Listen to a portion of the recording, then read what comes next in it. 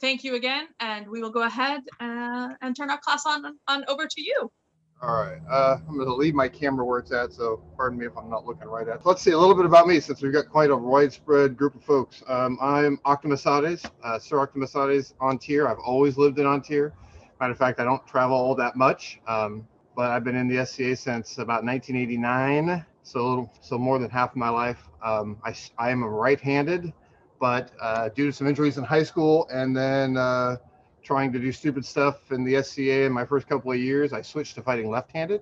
I just happened to have some great teachers that were able to help me with that transition. I grew up in Adiantum.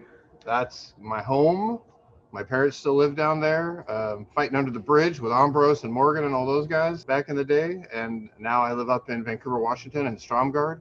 So I have the benefit of both the Portland, Oregon practice and the Stromgard practice, where lots of former kings of our lovely kingdom have come from. If you don't know by watching this class, or if you've not seen me fight before, I really love this. This is we refer to it as my church. I get a little passionate about this sport, sometimes to my own detriment when I fight, but I love what we do. So when COVID started, I just gotten over an injury, hadn't been to a practice in a while. But I had the fortune of, at the last Sport of Kings, to meet a gentleman who's on the call today, Sir Helgi, and we corresponded, and he happened to have an online Pell practice to go to. So I thought, well, what the hell, let's do that. And so I've spent the last year of the coronavirus working with folks online and bouncing ideas off of a great group of folks, which has led me to take a look at all the classes I teach, and in particular movement and motion, which I'm very passionate about. And instead of just telling somebody to step with their foot here or pivot and turn here, I thought, God, what happens when somebody asks why or how? So I decided to take those macros, which we'll be talking about today, and try and break them down as far as I can, with some overlying principles and some truths. And so my kind of intro here is we're going to focus on exploring balance, movement, and footwork by breaking down what we already do into smaller chunks. So when you learn something, you learn a flat snap, and you might just learn, you start it on your shoulder, and the chunk is you turn, you throw, and bang. But all you're thinking is flat snap. So I want to take these like a pivot step or a pass-through step, which we'll talk about, and instead of just calling it that, I want to take that chunk of learning and break it into all of its components, at least as finite as I've been able to do so far. The focus is not about learning a new style today. I'm not teaching techniques or a system. What I'm looking at is a foundation of learning and how to start from the ground up, because everything we do, you can, almost any monkey out there, all of us can throw a flat snap that will kill somebody, but it's maneuvering yourself with your footwork and your movement and your timing as to when, where, and why that kills somebody or defeats your opponent. My focus is on understanding the movement on a deeper level so that you can better apply the techniques you already have. You know, a lot of you will throw your techniques and your tools the way you have for the last however many years you've been playing. If you're new, maybe not that long. But if you can throw them from a different when or a different where, or with a better foundation and posture, that technique suddenly that you had to throw a bunch of extra effort into now becomes more effortless. An underlying principle of what we're trying to achieve, the point of being able to effortlessly deliver a killing blow.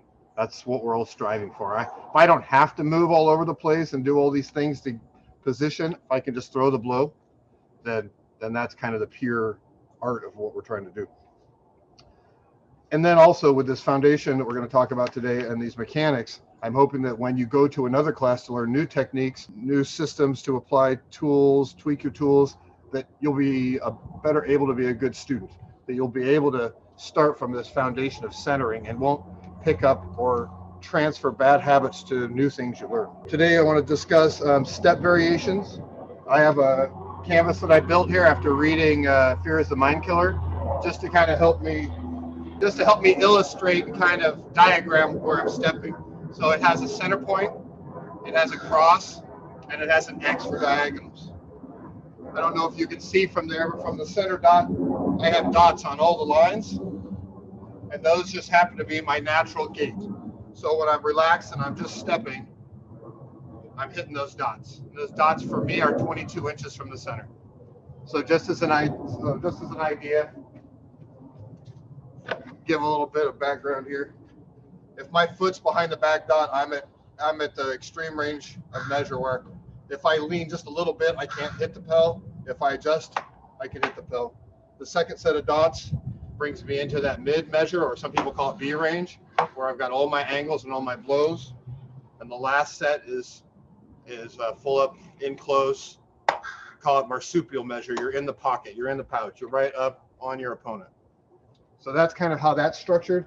And I like to use it as a tool sometimes just when I am going through the steps. It helps kind of keep me on track and shows me where my positioning is.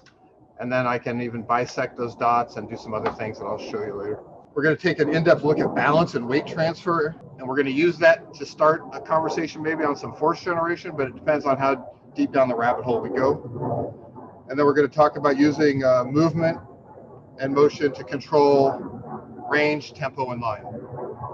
For me, and the way that my brain works, if I can control 2 out of those 3, I'm controlling the fight, or I'm controlling myself. And if I can control myself, then it doesn't matter what my opponent does. So if I am able to work with that range, tempo, and line. So we're going to talk about that. Real quick, a little bit of philosophy on learning for me.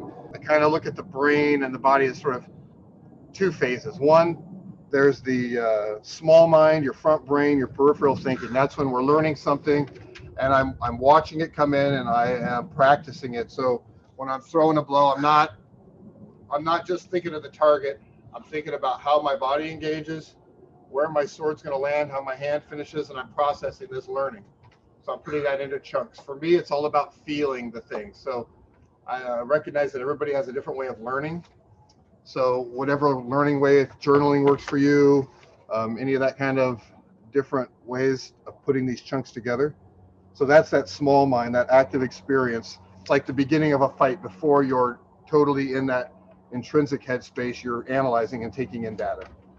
Then the other part of the mind is that body mind, that lizard brain that people talk about, whatever you want to vocalize or whatever vocabulary you want to use. That's all those learning chunks are in there.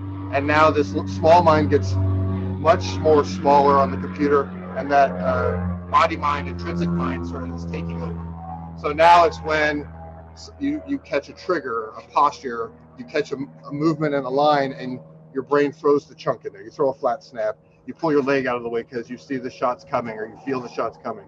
So that's kind of how I'm separating that. So the goal with these is this deliberate practice. I like the word deliberate. I don't like it when, if you ever played pool, we used to play and slop doesn't count.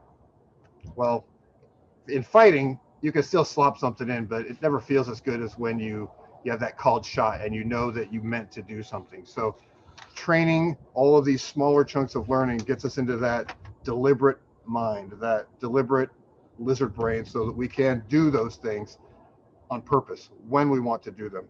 You don't get caught leaning forward because you didn't realize you were leaning forward because you practiced good posture. So in learning, feeling what you're doing, repetition, practicing it slow and at speed and with an opponent when you can, and then using drills. So I use this canvas right now for most of my drills, and it's all about moving and stopping in between the motions to make sure my posture is aligned and figuring out how different techniques now affect that posture. I put a book list on there. One of the books that's really influenced this class a lot and helped me through it is the Book of Martial Power. And the author of that really breaks up the difference between something that we believe are truths, which I'll talk about, and kind of laws. So like one of the laws that is going to really cover in this class is gravity. You can't escape it. It's always there. Depending on your body style, mechanic, build, it's going to affect each individual different, but it's always there. Reciprocity. So the thought that in martial arts, that means wherever we're strong, the opposite of that is going to be weak. So in looking at stance, and we'll talk about reciprocity and how here's the strength of this position, here's the weakness of this position. Percentage principle. Any one body can generate a finite amount of force at any given moment. So knowing that we have this finite amount of force that we're going to generate, the next one that I'm going to talk about, but it's how do you get that force out? How do you get the maximum amount of that force out? So if somebody lets you get into this fully relaxed position, everything's aligned and you throw the blow, you can get a lot of that force out because you're not bleeding anything with any misalignment, any motions, any mechanics or muscle tension that's going to take a piece of that force that you've generated. And we'll talk about that. And then the last one, I had to pare these down because I had way too many, but spinal alignment. Spinal alignment is key. And there's understanding how that plays with your body, but it's got some pretty good universal truths that apply to most everybody that I've come across. And then the difference between those principles, now we start talking about truths. So a big part of being able to do this stuff that we're going to talk about is understanding your truths and being honest with yourself. If you're not honest with yourself, then you're starting off your foundation as a lie. If you believe you can do something or this is the best way and you haven't really thought about it, or, you know, if my knees are sore on a certain day, my truths change. I can't do certain things. Or being right-handed and having to fight left-handed. That was the truth I had to come to grips with. I couldn't do that back in the day. One of the main truths that I find is, I would almost call it a principle, but not quite, because I've seen people that are able to manipulate this. I have a big rule about when it comes to the knee rule and injury. We're going to use a lot of our bending our knees and twisting, and the knee is the weak spot in this equation. So one rule when you're in a stance is the knee shouldn't be past the toes. And the reason is, once the knee goes past the toes, and you can do this, if you're standing there and your knee is on the body side of the toe, you're still rooted and have kind of control over that mechanic. As soon as the knee goes over there, all those little tissues underneath the knee start to grip and they get really engaged. And it's at that point where you can tear something as you try and move through. Because one thing to remember, when you're out and you're in that intrinsic mind and you go do the thing, your body's going to do it. And you might pay for it later. I've pulled ribs loose. I've tweaked my body, my wrists, my elbows, my knees, because I was in a poor position and my mind says, yes, throw it now. And okay. And everything throws it, even though posture's wrong. So that knee rule. The other rule about the knee is the knee goes where the toes go. So if my toes are pointed, right now they're pointed at the Pell, my knee should be there. My knee shouldn't be pointed this way with my toes that way. Now we're applying torque, and we're engaging a lot of little tissue that's not meant to handle for me a 220, 250 pound person. So the toe and the knee go the same direction. And then the other part of that knee posture is keeping the knee over the foot. Don't roll it to the outside. So now my knee's outside my foot. Inside's a little bit stronger, but still, it'd be better to turn your toe and bend your knee as kind of pigeon foot than putting torque on it that way. You just can't move from strength there, and that's going to be the weak spot. And when you put all of that momentum that you're going to create with all your armor and everything on that, it can really lead to injury. So that's one of those truths that I almost count as a principle. Okay, we tried that. All right. So for anybody who wants to and can stand up, I just always like to, I've been thinking about this thing. So if you stand up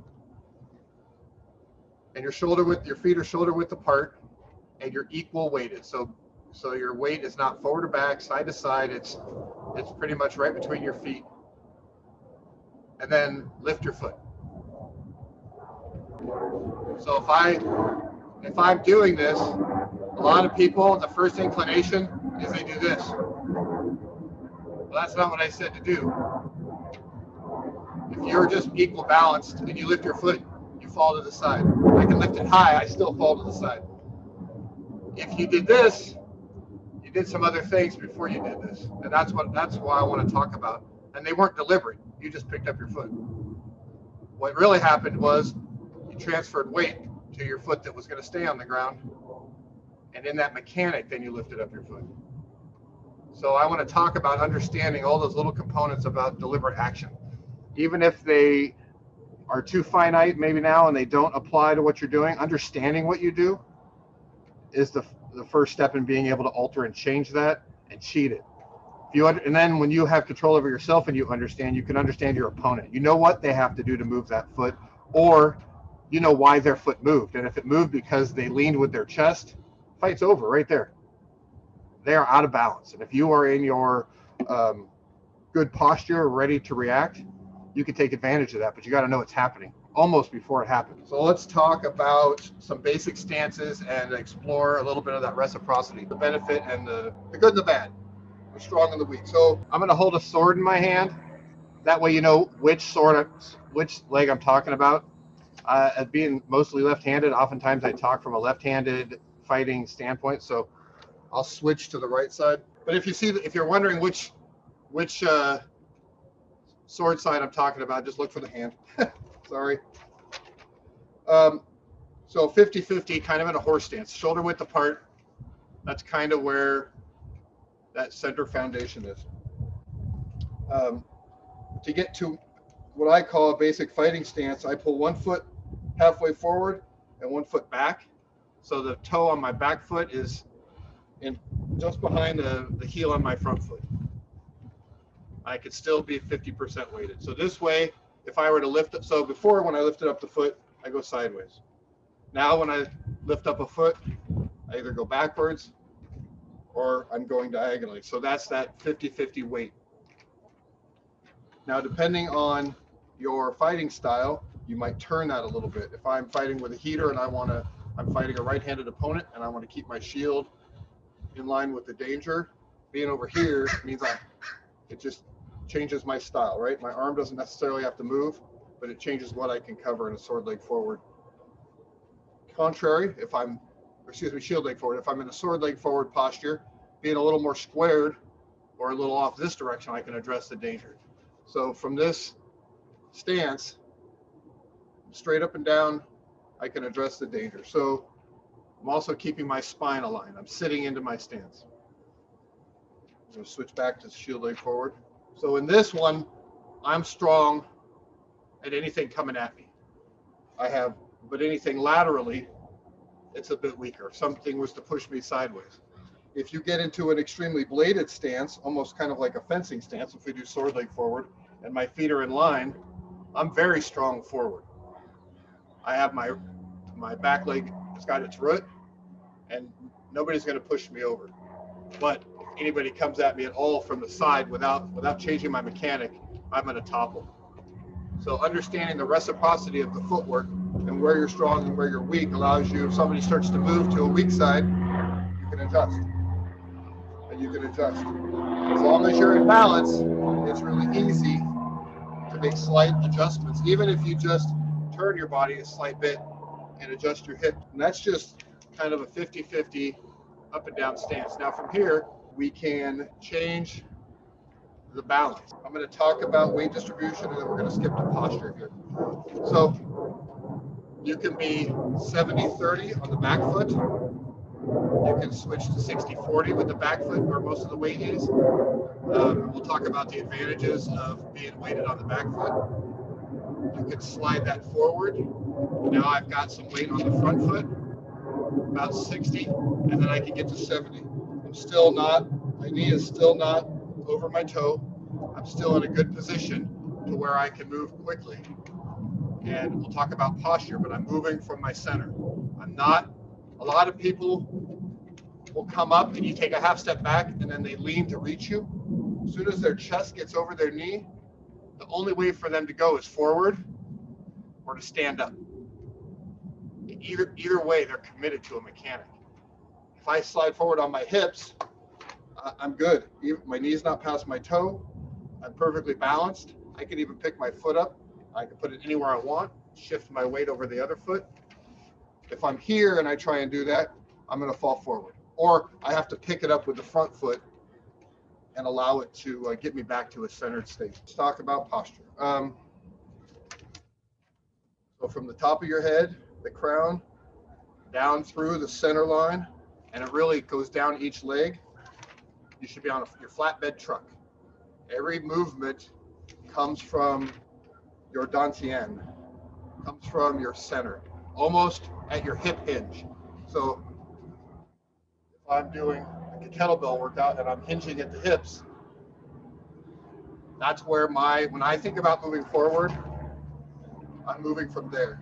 I can move into here and transfer the weight, and I can step and shift my weight however I want, and it comes from that flatbed truck. And that way I'm never off balance. If I step in and they come in at the same time, I'm able to change direction. If I come in like this and they come at me, I can't change direction this way at all. My direction change has to be in this forward mechanic. So I'm almost to the, I get to here and I can turn out, but now I'm off balance. And unless you practice fighting off balance, which you should, you're at a disadvantage. So posture, straight up and down, move from your center. Find out what feels good. Some people move below the hip hinge. You know, you move at that pocket level. Some people move a little bit higher at the belly button, but it's still from the center. So experiment with that. See what feels good. Bear with me, I'm gonna put this down. So if we're starting with our feet together, and we get into a comfortable stance, and I want to go forward, I'm going to start that motion from here. And since my weight is evenly distributed, I have to engage a mechanic. So I can lean, and now all the weight's on my toes of my foot. I am now rickety. I have no root. If I get back to my posture and I move to here, even with a sword blow, I can adjust my balance point and my opponent doesn't even see it. Because all it is, I'm just rocking my hips forward. And now all my weight's over here. With very little effort and without raising my foot much, I can get right to here. I could even step across if I had to. We'll talk about the steps. But I'm going to move from here. And since I'm in a neutral position, I can also get away quicker. If I need to get away faster, I can sink and fall over my butt. I can push my butt the direction I want to go without leaving my head out. A lot of people will throw the blow, and as they leave their head in range instead of just sitting and using gravity, right? So that's all this is we're messing with gravity. If I'm balanced, gravity doesn't get to affect this foot. All my gravity is on this foot. As I switch the gravity over to this foot, now this foot's got the ability to move. So let's talk about rooting and what I like to call the kind of the force generating or power generating foot and the gravity foot. I was going to bring a shoe out here so I could show you. So on your foot, like your hand, this is the ball of your foot. The part that you ground is kind of, for me, it becomes right behind the ball.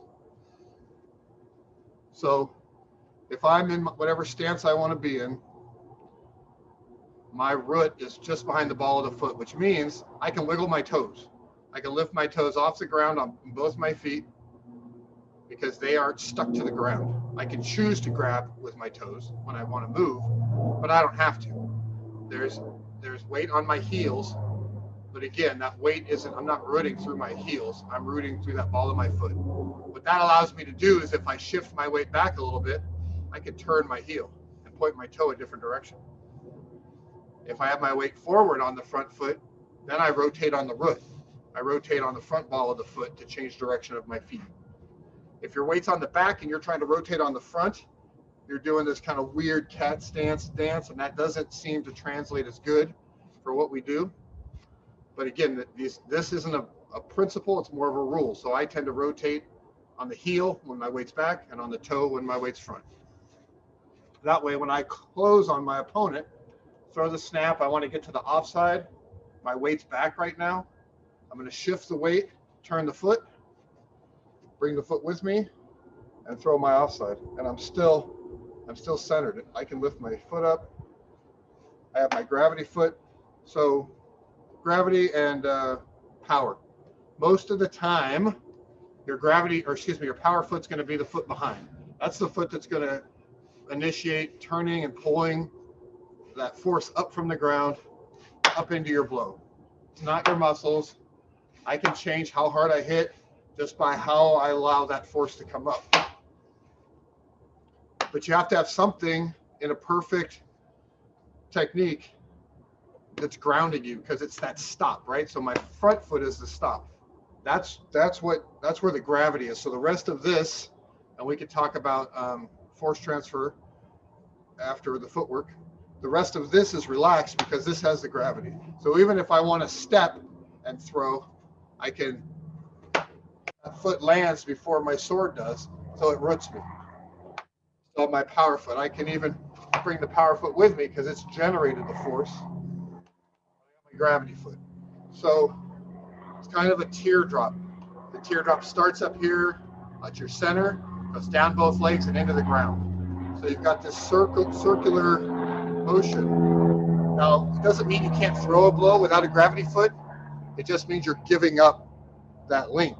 So all of the force you generate, some of that's going to bleed off because you don't have anything to anchor it against. Trying to throw a blow even when I'm balanced with this foot not on the ground, as opposed to just putting it on the ground. Now I have something to push against, to pull that force up my body. So let's talk about steps.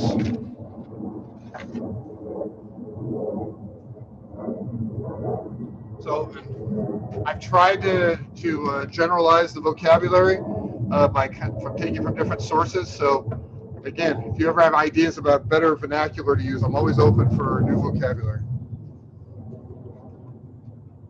So from this centered position, we kind of had the first step that everybody's learned since they were 2 years old, and that I just call it pass-through, right? So without breaking it down, it's just a walk through, and it can go forward. I can come to the 45. I can step to the 90. It can start in the front, and it can be a rear step. Same thing, right? I can step at any of the angles with a little pivot. I can get to here. So with that, think about how you initiate that step. And again, it depends on where you're at in your balance, right? If I'm balanced on my back foot and I want to do a pass-through step, I'm kind of stuck. So in order to do that, I have to initiate a mechanic. So I'm going to initiate that mechanic from my dantian, and I'm going to step through. I know it seems silly, but I see a lot of people, to get that step, they start with their torso. They start with their shoulders, and they pull their shoulders forward to walk into that step. What that does is that puts you in range of your opponent, and now you're out of structure. You're out of posture. That's the word I was looking for. So again, it's that flatbed truck. This step comes from here. That way, if I get to here and I decide that I need to go a different direction because my opponent reacted as soon as my foot came up, it's just a hip shift. I could use that good posture. I could even do a bad thing and just throw my weight out because I'm not already leaned over. If I'm leaned over and I try to do that, now I'm spinning out of control and I'm going to end up on the ground, and I might not die, but I look like a goof. If your opponent's nice, they might not hit you on the way down. Just for the record, I'm probably going to hit you on the way down. Just kidding. So pass-through step. So again, initiate the step. And when you're doing this, try it from the different starting points. Try it 50-50. What do you need to do to make that foot move? Do it with an opponent. See if they see you. See if they react. That's the important thing, right? Back to effortless, right? If I make this move effortless and I hide it with a flat snap, do you even see the change in my posture? If I throw this shot, you see the fact that I just transferred my weight. Now, instead of being out of range, I'm in range. Blind them and step. So, again, it's just about that posture. The next one is kind of that lead foot shuffle step. I see people do this a lot, and I love the folks that do it, in my eyes, incorrect or with more effort than they should.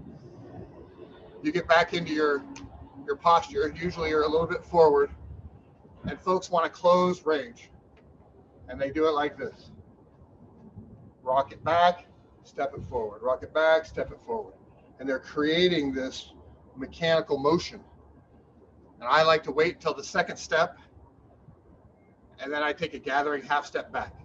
Next time the foot comes off the ground, I'm hitting the crease where the hip hinges.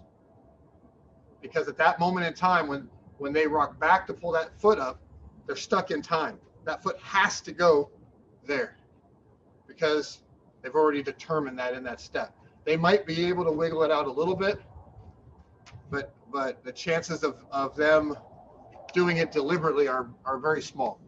So again, it's all about being deliberate. So if I want to go forward in that step, and I'm 60-40, I'm going to grab my root on this foot, bend my knee, bending my knee transfers my weight, and then I can step. I can bring it in here. I can step and just move that foot. I don't have to bring the back foot if my stance isn't already big. If I'm starting off small, I can get to here. I can also change my toe direction depending on where I want to step. I can lie. I can do a quick step this way, putting my toe that way, transfer my weight, and as they turn, now I'm going to crescent step. I move my hips forward, and now I'm here. They've turned, I got ankles now. So because we're moving, so that's the lead foot shuffle step. Now you can also do a stepped gather, which is one of my favorite steps because you can do this short, you can do this long, you can start from the back foot or start from the front foot. So if I want to close the range and I know I'm going to need more than just a gentle 22-inch step, I'm going to maybe to be defensive and to buy myself a little time. Remember we talked about line, time, and tempo. Instead of taking this big step that's got all of this intent, I'm going to gather step. So I'm going to pull this foot up. So I pull my back foot up, whichever one that is. It can be sword side or shield side. I'm going to pull it up and step. And I'm going to do this from my dantian again. I'm going to bring it to here. My weight is transferred back to this foot now. And now I can go here. I can even step across. I know people say never to cross step. Well, if you practice it and it's deliberate, then I say it's okay. As long as it's in the right when. So I can gather step to here. I can gather step to here. Now I'm probably going to add another step for that. If I'm sword leg forward, you know, I can throw my blow, and then as my recovery, I can gather step. So now I'm not just using it, and I didn't tell you guys this, but I'm extremely lazy. So once I generate power, I hate to let it go. So I would hate to just go bang and come back here.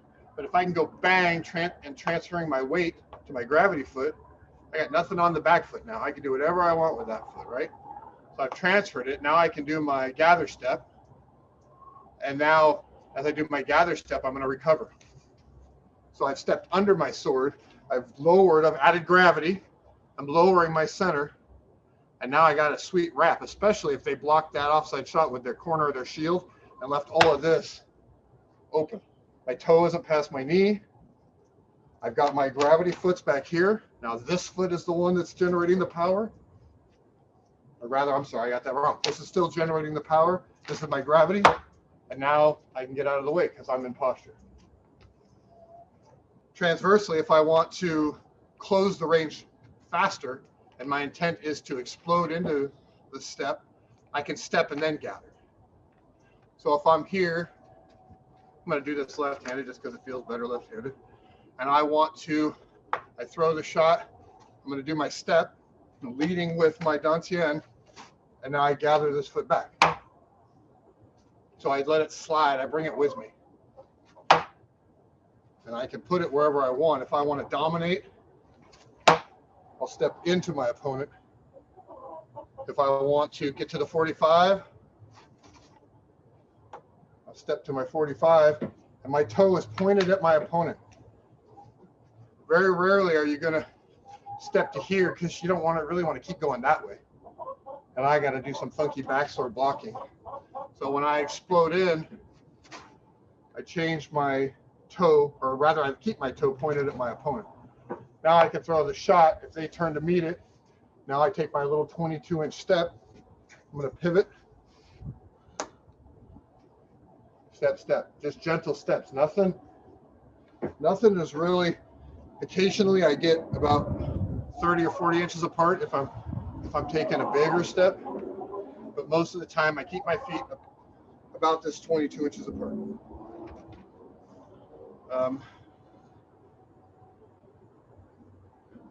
So step to gather, the lunge with the gather is a little bit longer. And I think of that as coming all the way through and bringing the foot. So if I'm here, it's a grabbing step. For that step, I'm using that root on my foot and I'm grabbing with my toes. Oops. So if I initiate it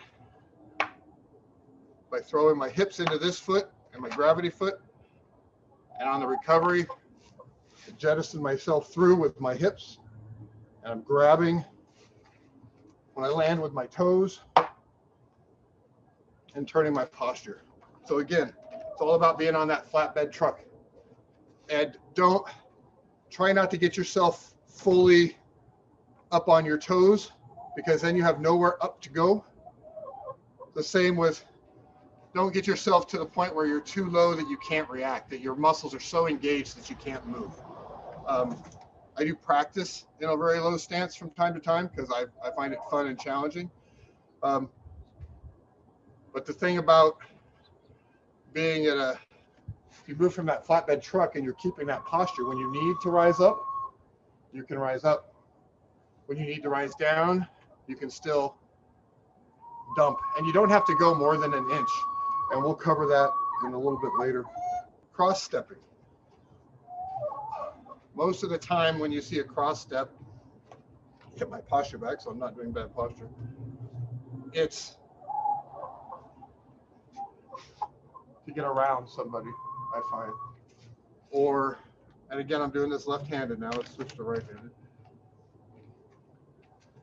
If I am sword leg forward and I've thrown a blow and I want to get to behind them, instead of lunging with this foot, which stretches me out, I can take my normal passing step by transferring my weight over the lead foot. I place the foot, boom, I'm crossed, and then I can uncross. So you're not living here, but I also love the torque of it because it lowers me down and allows me to do whatever I need to do in this position. And you can, boom, get right past somebody pretty quick from moving from that center point. You're not leaned over, and now when I come out of it, I'm asking to have my head removed, which my Squire brothers used to do quite regularly. I'm in the fight. My eyes are in the fight. My posture's in the fight. Again, I'm in a horse stance, so I'm strong this way, but I'm weak here. So if my opponent starts to push me, I just change my balance. And now I'm back in my normal stance. Does that make sense? Am I? All right. I'm seeing a few nods. All right. So you can also, so let's see, that cross step is in front. And it requires you to lower that center of gravity a bit. If you try and do it with your legs up, that is, my foot's all tweaked, my knee's on the inside where it's not supposed to be. But if I bend, now my knee is in line, it's not inside or outside, and it's not over. And I've turned my foot to point at my opponent, and now I'm here. I even like to be a little pigeon-toed. That way I can adjust. And when I adjust, I almost always pivot my feet because I always want to train my orientation. All right. Okay, a little, for lack of a better term, a little more advanced. Definitely you got to practice it to do it deliberately as a step ball change. It's one of my favorite steps for people that like to chase, or when you can trigger that bull. Everybody knows they've got one somewhere in their area. That person that as soon as they sense the fight has started, they come in. And they come in hard, pre-planned, ready to go. So the step ball change. And this is one of those things, so we talked about operating from good posture and good mechanics leads to, leads to new discoveries. I did this by accident in a tournament, and it took me months to figure out what I had just done. So we're in our center, we've relaxed, step forward, triggered our opponent, and now we need to leave because staying here doesn't seem like a good idea, and they're coming hard. And the odds get too even when somebody tries to bowl you over, especially if they're bigger than you. So you step back, and you step back, And you don't have to do 3 steps. I'm just doing it to illustrate the point. Now, instead of doing a pass-through step back, because I'm at my Pell, I'm going to bring the lead foot to the back foot, and I'm going to go forward. So it's step, step, step, step. It's just kind of a V. And when you do this all centered here, now imagine I'm doing this with an opponent. And let's say we did this in B range. That person's coming. And I step and I turn like I'm going to face them here. So they keep coming this way. And now they're going to take a step, which is going to put their foot back here because they think that's where I'm going to be. And I'm going to take a step. Now, if I'm the one initiating this, I get to hit them in the horsetail. So it's step, step. And because I'm balanced, I might even lean a little bit here. So the step ball change, if you practice that, I used to have to count in my head when I was in a fight, which really screws up timing. I go 1, 2, boom. Or if this foot's forward, I go 1, 2, 1, 2, step. See, I can't even do it when I'm thinking about it. So you can practice that, and you can fire it at different times. And I even like to, I push off my back foot, and I'll talk about this kind of plow oxen stance a little bit here in a minute. I'm still in spinal alignment. I've just tilted my spinal alignment in an acceptable range. If I get to here, now I'm engaging muscles to maintain my alignment. Here, if anybody's familiar with Tai Chi, and now might be a time to segue into that, and then back to our steps. Cross step, yeah. Well, we'll get to there in just a second. So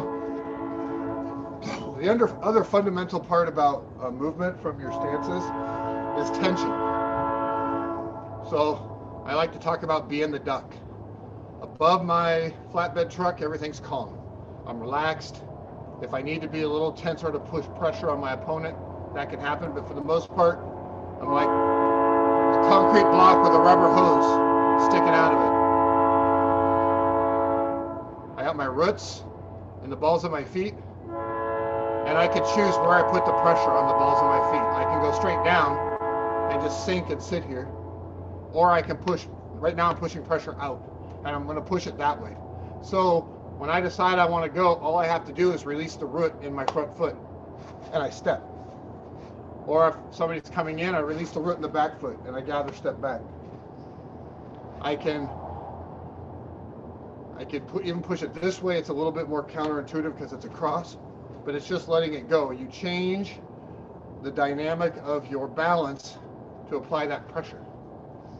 With this foot forward, I want to be over here, and I want to be quick. So, and use your terrain. I just found this great little spot in my yard here where I've got a little bit of a hill. So my back foot's pushing into that hill. My front foot is holding the root. Boom. I bring my gather foot. I'm over the top of myself as I land. I pivot on the ball of my foot so I'm not screwing up my knee. And now I'm over here. And if they want to play, I can come in and we can move through that. And we'll chain some of these together in a little bit. So experiment with that. Figure out how much pressure it takes you to go how fast. If I just want a 6-inch step, 6-inch steps are the most valuable. It only takes 6 inches to screw up a line of your opponent or to give you a line. This shot's blocked, that shot's not. That's 6 inches a step. Here I hit the corner of the shield, here I don't. And that was the next step, the 6-inch step. So you don't have to make all of these big steps, especially in good posture. Somebody will allow you to get to here. I'm at kind of the maximum of my range. If I transfer my weight forward, now I have 20-degree angles. So I still can't really get a wrap, and I can't be too creative with my leg blows. I can be a little creative with my sword blows up here. But 6 inches, so I'm going to look down to make sure I'm not cheating. 6 inches is here. Now I can be really creative. I still have my root and my gravity. I can be creative on, if I hit it, I can be creative on my, that's a body blow. So here, and from this position, the 6-inch position, if they rush me, I can use gravity, and now I'm in defense. And what I really did is I made it so I could spring this way because I created tension with my feet when I hit the gravity, and I can escape to their shield side. the safe side for me to get out as a lefty. So again, when you're doing these kinds of steps on your Pell and you're practicing it, experiment with your posture. See how it feels to just, I recommend, and I do this all the time. I'll come out at lunch when I'm just trying to get a break from work. Find your center. Think about it. I'm shifting weight. How does that feel? Do I tilt my hips? Do I push my hips by bending my knee? And I step. I'm going to throw a blow. What's natural? Okay, I'm going to step out, step again. I'm going to step to here, gather it up on this leg. I'm going to step through. My opponent's going to throw an offside. I block the offside, step back, transfer the weight back to throw my snap. And now I have fun. I'm going to lower all the way just because it's fun and think about where I want to step. So here I'm going to point my toe at my Pell, boom, boom. And now I'm going to leave. And by leaving, I might even throw gravity in. I'm going to roll my hips. So I'm not really on my flatbed truck now. I'm using gravity again. I'm going to sit back on that foot. That makes this foot really quick. I can get it out of the way really fast. And fighting with a sword leg forward as a lefty, I need to get that leg out fast to keep it from being purple. So you can play with all those. And then play at range. I'm here. How does it feel to shift the weight forward? How does it feel to reach? So I've broken all of my posture rules now. Okay, I can find my root. Okay, still if I sink a bit more. So in a fight, if I need to do this, it needs to be a deliberate choice. I don't want to do this just because my body says that's the right thing to do. I want to be sitting out here and go, okay, you're going to lunge in, which means you got to be there when you're done. So I come to here and I know that I am pushing the envelope. If my opponent understands what I'm about to do, he's going to hit me in the neck probably on the way through. Or at best for me, we're going to cause a traffic jam. Or best for them, we're going to cause a traffic jam and not hit anything. So we're back to deliberate action. The reason we're breaking all this stuff down is so that we can establish some smaller learning chunks and create deliberate action, not just accidental victory or loss. Worst thing in losing a fight is not knowing why you lost it. It's okay. Failure is awesome as long as you can understand a bit of why you failed. Failure is absolutely essential. But play with that and then find where it doesn't feel good. If you're like, man, Octa said I shouldn't have my knee past my toes. Oh, yeah, that doesn't feel good at all. Oh, but I can cheat it a little bit. So, right? So that's where the matrix comes in, right? If you understand the rules and you understand the laws, I might not be able to break the law of gravity, but I can cheat the posture rule a little bit here and there. What does that mean? That means that I'm going to lose some of the force I generated. So if I find myself escaping and all of a sudden my opponent's open, I'm like, uh-oh, I got to throw this blow, but I'm out of position. Well, I'm going to grab with this side of my abs because my anchor foot's moving. So, okay, I'm going to pull 20% of the power out. So now I know I'm going to have to squeeze a little bicep into that shot as I go out of there. And it might not be good. But I understand the mechanic, and I know why that shot won't be good if they don't take it. And I understand I'm going to have to throw harder than usual because I'm bleeding power into a muscle group. So anytime you're not stacked and you're not in good posture, you are engaging a muscle group that's not going to allow that full force to transfer. So when you're doing your Pell work, you get all comfy and you find that perfect shot. Now shift your weight. See where you have to grab. If you want to be low, where does the like right there, I just got my chest out over this empty spot. That doesn't feel good at all. So I got to step, and that's hard to do when you're low. So pardon me, I need a drink. Do the things that don't feel good so you understand more about the things that do feel good. So let's do a pivot step, because I don't think I covered the pivot step, which, to tell you the truth, I didn't even know I did this step until COVID and we started really looking at Pell work. And then it made me angry that I always did the same step, but it's just because that's what we do in that particular technique. Tarp out of the way. Oh. All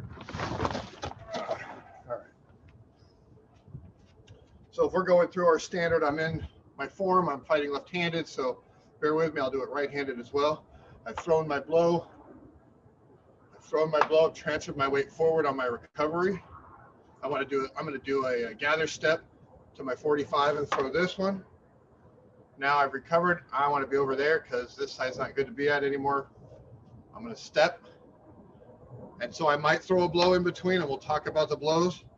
But now I need to reorient because now I'm square. And square is the weakest part unless I really want to be here. And I deliberately do not want to stay here. So now I'm going to pivot. And I pivot away. I can come in this way and pivot away. I can do it with my right hand and pivot away. But I'm pivoting. I transfer weight. I pivot. And I can sit back. I can stay forward. If I stay forward, I'm more able to move the back foot. If I move this one, I'm more able to change that. I can apply pressure and push off, gather my foot with me a bit and pivot out. So it's getting that leg that you've left behind and pivoting it away. You can, a little different, I can step, pivot, step, pivot. And you can practice working all the way around your pelt. Duke Branos has a great drill that they do. And it's cross-stepping and pivoting.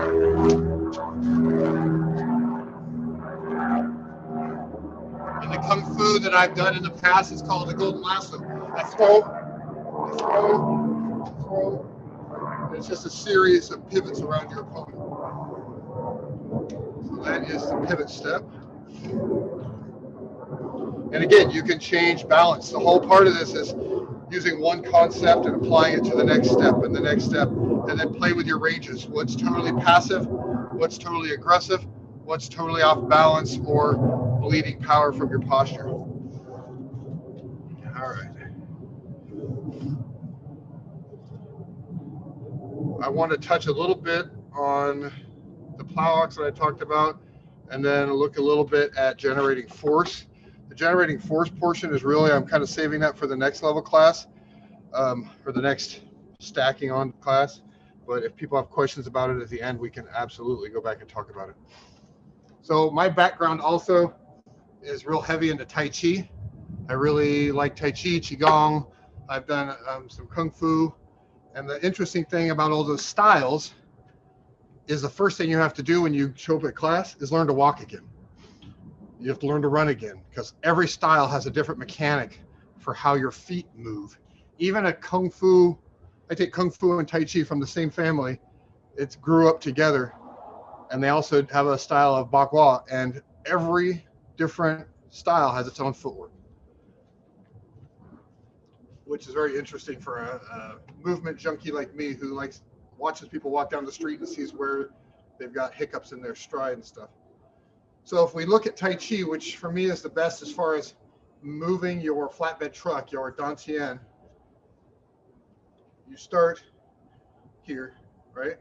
We shift weight, and we open our stance up. So the very first thing is that weight shift.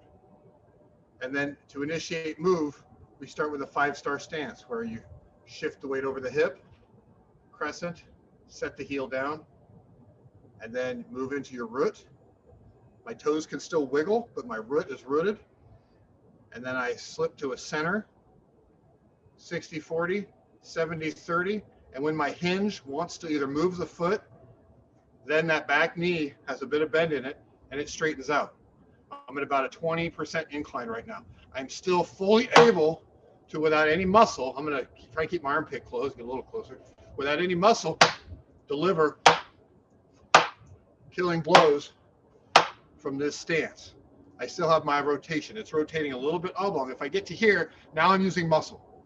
Now I've got to use lower back to hold my fat belly off the ground, and it bleeds out of the rotation. So now if I'm reaching for a wrap, I almost have to add a grip with my toes, and I'm moving my inertia forward. So that's what I'm giving up to go deeper than the 20. The nice thing about this walking part is when you're relaxed and you grab, and I get to plow oxen, my chest hasn't gone past my knee. I'm still in good form. And for me to get back to a center-based stance, all I do is bend my knee and rotate my hips forward. Boom. So from here, even though it looks like I'm leaning, this kind of mechanic right here, I can step again. I can go into plow oxen, bend the knee, and I could come back. So instead of having to pull my chest back or have extra inertia, if I leaned to here and somebody came at me, I just rotate my toe and sit back onto my heel to stand up. I'm not lifting myself up, I'm lowering myself down. Remember gravity's stronger than I am. So if I can use it to move my weight around instead of me having to lift it and move from this plow oxen state, I can even sit to here. I don't have to go into this knee. I can disrupt the root. I'm weaker this way because if somebody hits me, I'm going to fall right over, but I can step right back into it. From here, if somebody's coming at me and I want to sit up, they can come at me and I step, I'll change because I've played with the weight and I've worked at putting those two combos together. So I can take that bull, give them the ability that I'm way forward off balance, trigger the bull, sit back down, pull my dantian forward. As they come in, I step. Stupid Pell's in the way.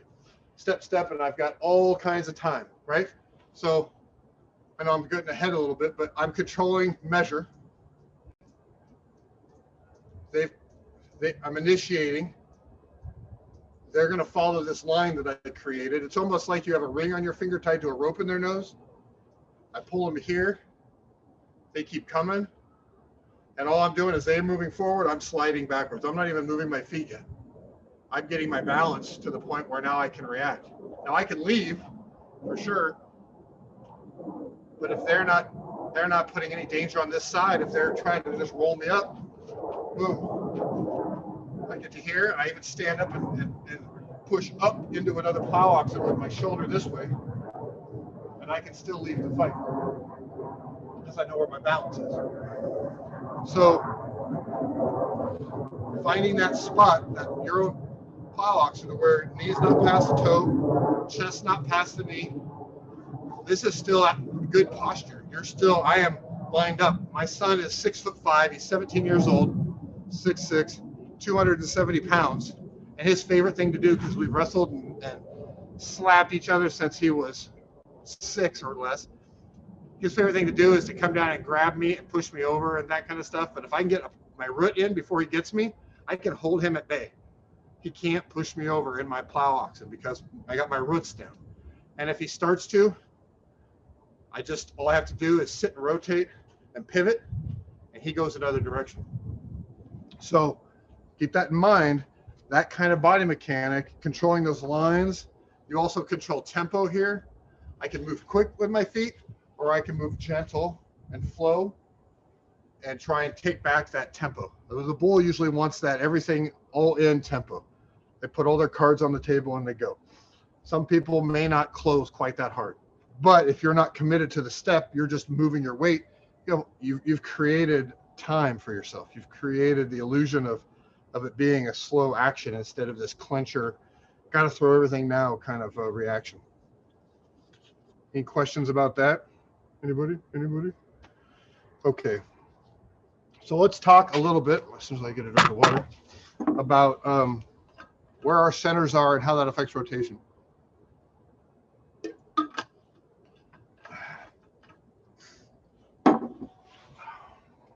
Do this right here. So let's go back to our normal stance, find a comfortable part in the dirt here. And I'm centered. So my center is going straight down from my nose to my belly button, right in the ground. So when I rotate, again, I have my power foot for this shot, my gravity foot. When this foot hits the gravity foot, that's when everything stops, right? You create force. The force comes up from my big toe, which now aches all the time from 20 some years of fighting and rotating the damn toe.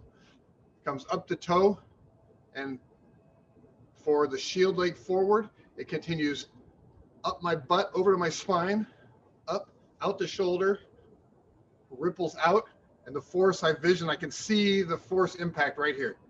So and a little sword technique, by not breaking my wrist and squirting it out the end, by having my hand pass my center plane, that's my sweet spot. So when I've created the perfect blow from a centered situation, I am rotating, boom, that hip goes. So I'm creating this circle. I know everybody says, rotate your hips. Well, it doesn't have to be this big rotation. All it is you're Think about siphoning the power up from your foot. Here, you can isolate the foot and just use your hips, but now you're starting to, I'm having to bleed a little power to hold my foot steady, and I'm having to engage more muscles. Or a lot of people just shoulders. I can't throw that hard with just muscle. But if I really rotate it out. But if I want to hit the Pell hard, I relax. And I'm going to rotate. And it's faster. If I want to go even faster, I try not to get the squeeze at the end as much. Ooh, this Pell is hard. That hurts. So my root and this, if I want to start the blow from this center rotation, but I want to move, I just have to make sure my root hits the ground before the sword does to get maximum force. It doesn't mean that I can't kill somebody with my foot in the air. But if my foot hits the ground, I have all of the speed to plant the blow, and now I'm ready for the recovery. So that's that center line rotation. Now we're talking about moving our balance all over the place. So what if I've squared up on my opponent? I stepped to here, and I've shifted my weight. So now my center line is down my right leg. I can still rotate equally to throw this blow, or I can do what I kind of describe as like a screen door. So if you're going through a rotating door that pivots in the middle, all of those sides are moving at the same speed, same force, let's say. As soon as I transfer, and I'll transfer it the other way for better, as soon as I transfer to here, now this side of my body, I can use like a screen door. So instead of this center pivot that throws a little bit of force, now I'm swinging this way. I can deliver a lot more force. So I've got this rotation, and then I've got this rotation. So I can rotate over this. So if I need a little more power from here, I can slide through my recovery. I've rotated here, I'm recovering, I slide over the hip, and now I'm going to screen door them. You have to be careful with that because you pack a lot more power with that punch. You can even pivot step. I can throw it, get to here, and drive it through with the step. So now I'm pivoting that hole, but does that make sense? I've changed my center, so I've changed the rotation and the pivot point. That's just a scratch on that because it has a lot to do with balance and your spinal alignment and stuff. So, and then the other part, as it plays into gravity, make sure I'm not missing any of my other little mini notes here. It is kind of the corkscrewing. I spent the first part of my career would show up at Fighting Crown, and at least 5 times this happened to me. I'm fighting Duke so-and-so, same guy, each crown. We get all mixed up. I come in before my sweet lefty offside, and I throw it. Hit him right in the air, nothing but net. But look at my posture. I am stretched out. Even my arm is stretched out. There's no power, only tears. After about the second or third time, we're all up here like this, like, and he looks at me and he's like, dude, that's not hard enough. I'm like, I know. And for several seasons, we would meet and I would get to that position and I would throw, and even that's not enough power. But then I learned the magic of about 2 inches. My knight finally grokked what I was doing, and he says, just sit into that shot. Sit into the shot. What do you mean, old man? So we get up here, I get into here, and instead of climbing up, because people have a tendency to go, I want power. Oh, no, sit down. Whoops, sorry, I'm gonna hit myself in the face here. So you just take this and corkscrew. You just sit on your wallet. Now I can throw power all day long instead of up trying to get over something. I can even have my arm all the way extended and still hit with power if I drop and let gravity do the work. So think about that with gravity. It's not just about balance and moving. It's about that power. You need a little more power. Don't go up. Just sink a little bit. You can just a little corkscrew. Plus, what does that do? That transfers all of my weight right to this leg. So if they block it and turn, I'm ready to go. Both my toes are that way. Woo, pivot step. They came in for an offside. I'll hit them in the tail on the way out. So 2 inches. So we talked about 6 inches of movement can change line and tempo. 2 inches of body drop. Now, if I'm already too low, trying to get that is going to be hard. So a good neutral position. And remember what I'm doing. Even if I just need to be quicker, just to stop them from doing something, a little bit of that will do. And if you corkscrew and I decide that, no, I don't want any of that, I'll just go this way. I'm leaving behind them on their shield side. I don't have to worry about anything now. So from right-handed perspective, I can sink here, boom, step, and exit. So experiment with that. Experiment with posture. The other thing that we can do with posture, right? So if this is my forward plow oxen to my upright, so I step, plow oxen, step, okay? I can do that sideways too. So from here, plow oxen, my knees are still in the following all the rules. Okay. I start to throw my wrap and they bring their shield down. Oh man. So it's like a hula hoop, right? My hula hoop is this way. I want to hit them in the ear then if they brought their shield down. So I change the angle of the hula hoop. I don't change the shot. I just change the hula hoop. Throwing it up here, they bring their shield back and I want to throw over the back corner. I tilt and I rotate. I'm trying not to hit myself in the face on the Pell. But I'm changing the rotation. Now, like I said, whenever you change your alignment, you got to figure out what's the trade-off, right? If I come running up and do a jumping giant wrap, both my feet are off the ground, all I get is what I left the ground with. I don't get any anchor or nothing. So as soon as my feet leave the ground, the blow is slowing down. If my opponent moves 6 inches in the right direction, they take all the force out of the blow. But now we're gambling, right? It's deliberate. I know that I'm going to lose that. So this shot better come with as much technique as I can throw. So I got to pull it up from the toes. I got to have good rotation. So that's a little dip into kind of moving the balance and changing your centers and your angles. Experiment, try it. Get to the point where it doesn't feel good, then get back to where it does feel good. Let's talk about controlling the range and controlling the box with balance and stepping. So just to define for if people don't understand what I mean by the box. Sorry, my canvas is all screwed up here. So there's a circle between me and my opponent. And on the outside of that circle is a box. So I'm controlling the angles, or trying to control the angles in the box. If my stance is taking in my opponent and their stance is taking in me, we're kind of equal. Imagine our feet are lined up with one another. We're kind of on equal footing. So the first thing I always like to point out with the box, because there's a circle in it, I can kill my opponent from here. But now watch if I step outside the circle but stay inside the corner of the box. Uh-oh. I can't touch him anymore. Back into here, boom. So first off, that's a beautiful thing about being at that just edge of measure. Somebody's swinging and you're ready to go and I've got pressure on my foot, I'm grounded, and I don't want to do a big mechanic. I don't really want to block it. I'd love for them to swing through and then get to hit him. Just 6 inches a step. I take the pressure off the back foot. Boom, I'm out of range. And then I can recover. I can go boom, boom. I can probably, if I'm in here, I can step to my corner and then shift my weight back in. You can also lie to your opponent from here.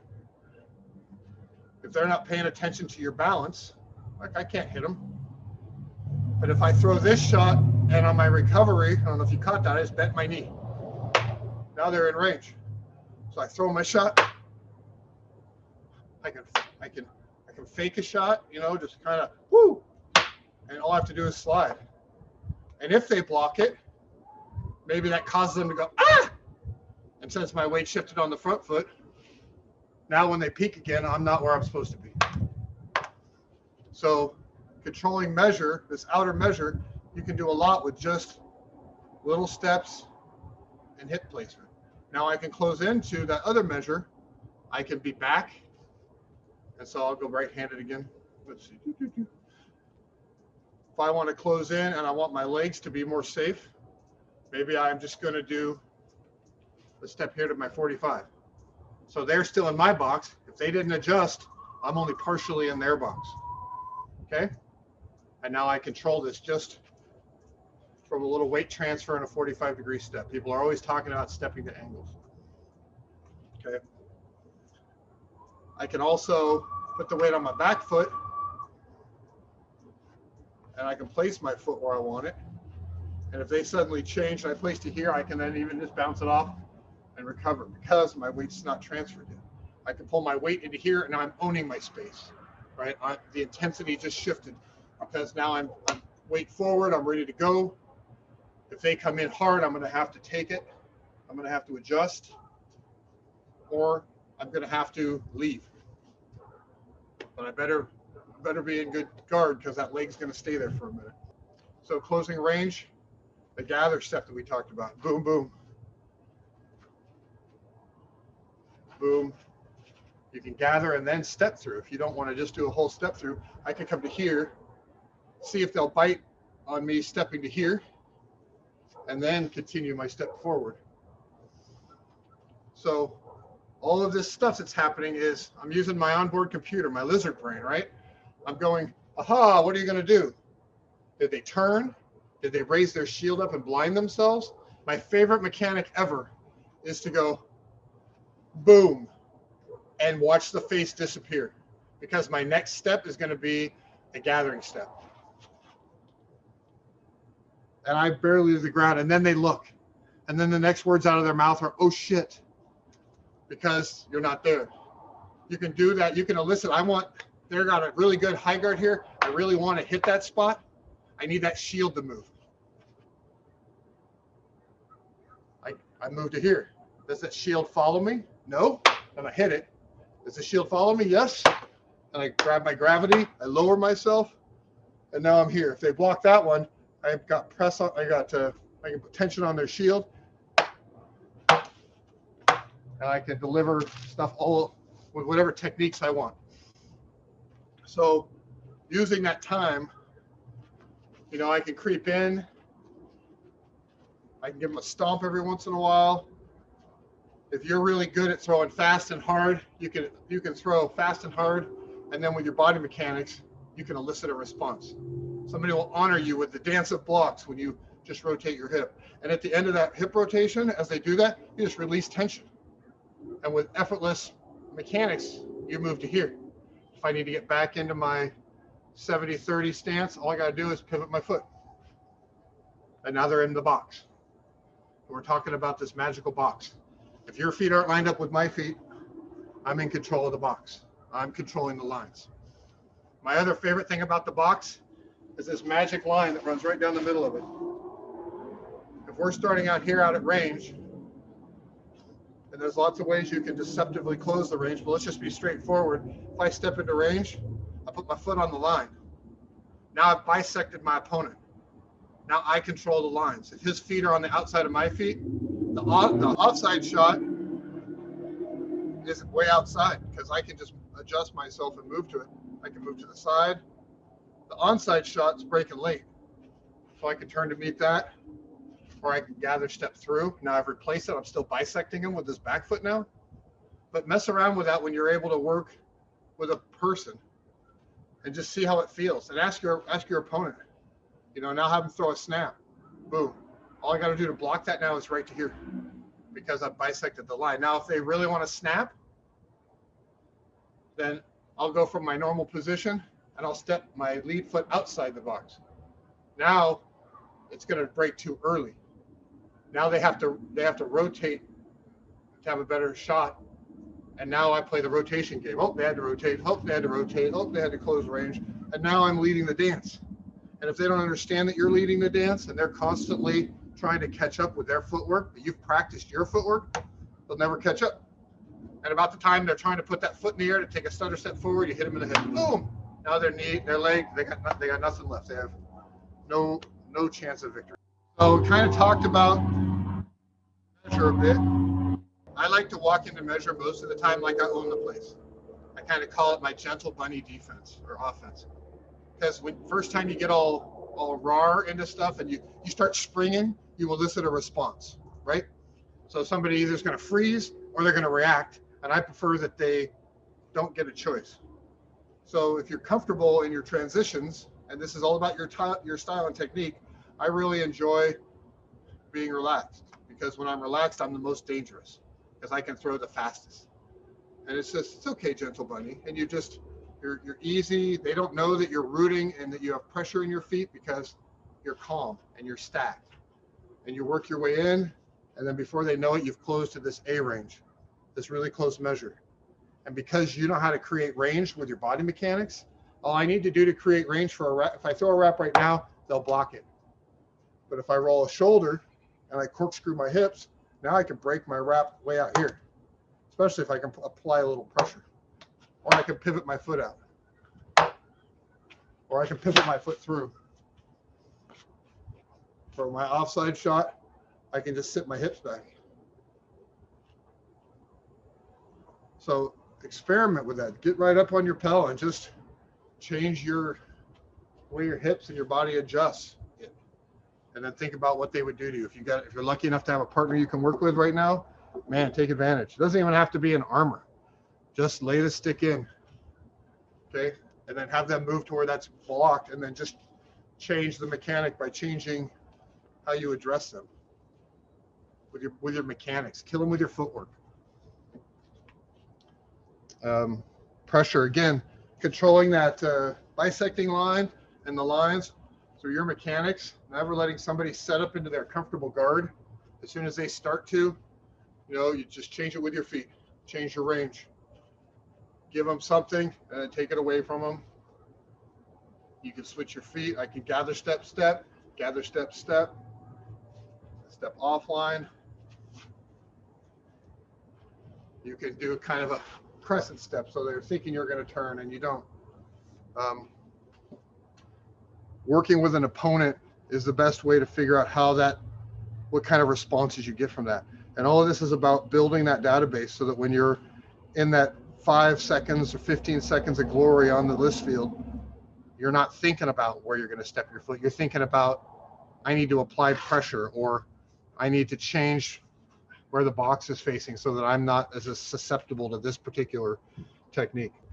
One of my other favoritist, is that a word? Favoritist things is I like stepping inside people's circles, especially if you're fighting an opponent and you're reading them really well, or sometimes maybe you got yourself into a position.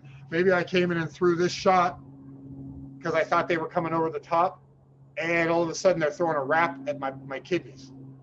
Because I have pressure and because I'm rooted, I can't block that shot. I got out of position, I got outplayed, but I can put myself someplace where the shot won't hurt me.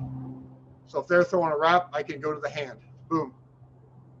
It's a little counterintuitive, but if they're coming around to throw a wrap, I can move to their hand. I put my butt right on the basket hilt, and there's no more danger. I step into the circle of the blow. If somebody's throwing a head blow and they're coming out with a wrap or even a snap, I can step inside the circle with my footwork. Whoop. I call it marsupial fighting. Get right inside the pouch. They can't hurt you. Use your mechanics to find those spots where somebody's expecting the sword to break at a certain place and it breaks early. It doesn't have, the power hasn't developed a lot of the time. You can take power out. Even if you get a block, maybe they're going to blow through it, but if I block it here, now they're not. So using your mechanics to go towards the danger. Super counterintuitive. You have to practice it to make it deliberate if you want to use that sort of technique, because absolutely fight or flight. The first thing you see when somebody's throwing something at you is get my legs out of the way, not throw my ass in the way of the blow. So think about that. And people don't expect you to stay or move into a blow, and they get overly committed. Their chest is forward. They've thrown muscle. There's no way for them to change angle or direction of the shot. And then I just can't stress enough when you're doing this, how much just little adjustments. Toe placement. My toe is placed here now. I can stutter step, step, or because I step with my toe, I can go this direction. naturally, right? Move my hip over the toe, step and away. And I readjust my foot. Step with my toe, I've square stanced, shifting my hip, applying pressure with the back foot. And then as I step through, I raise my toes, I rotate on the ball of the balanced foot because I got my balance over the right spot, and I readjust them. If I have my heels dug in and I step to here, oh, my knee is all twisted because I can't rotate my foot until this foot lands, and now I'm behind. But if I shift the hips, push from the pressure on balance, so I'm not tipping myself over, I can rotate, go back into my step ball change, and now we've done this whole circle. I'm right back to where I was, but now they're looking that way.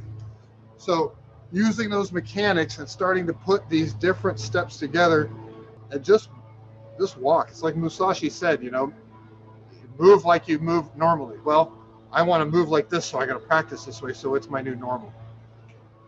To use a horrible COVID phrase, the new normal. Let's go ahead and just do a little bit of the sword mechanic. I'm not going to teach sword mechanics, but how they interact with the steps. I think that's important. So if we talk about power and gravity, so when I'm rotating as a right-handed fighter, and to tell you the truth, even as a left-handed fighter, I rotate the same. I like to fight with my sword leg forward left-handed. I've generated the snap on my gravity foot. I decided that now I want to close. So I can boom, I come to here, and I throw on the step.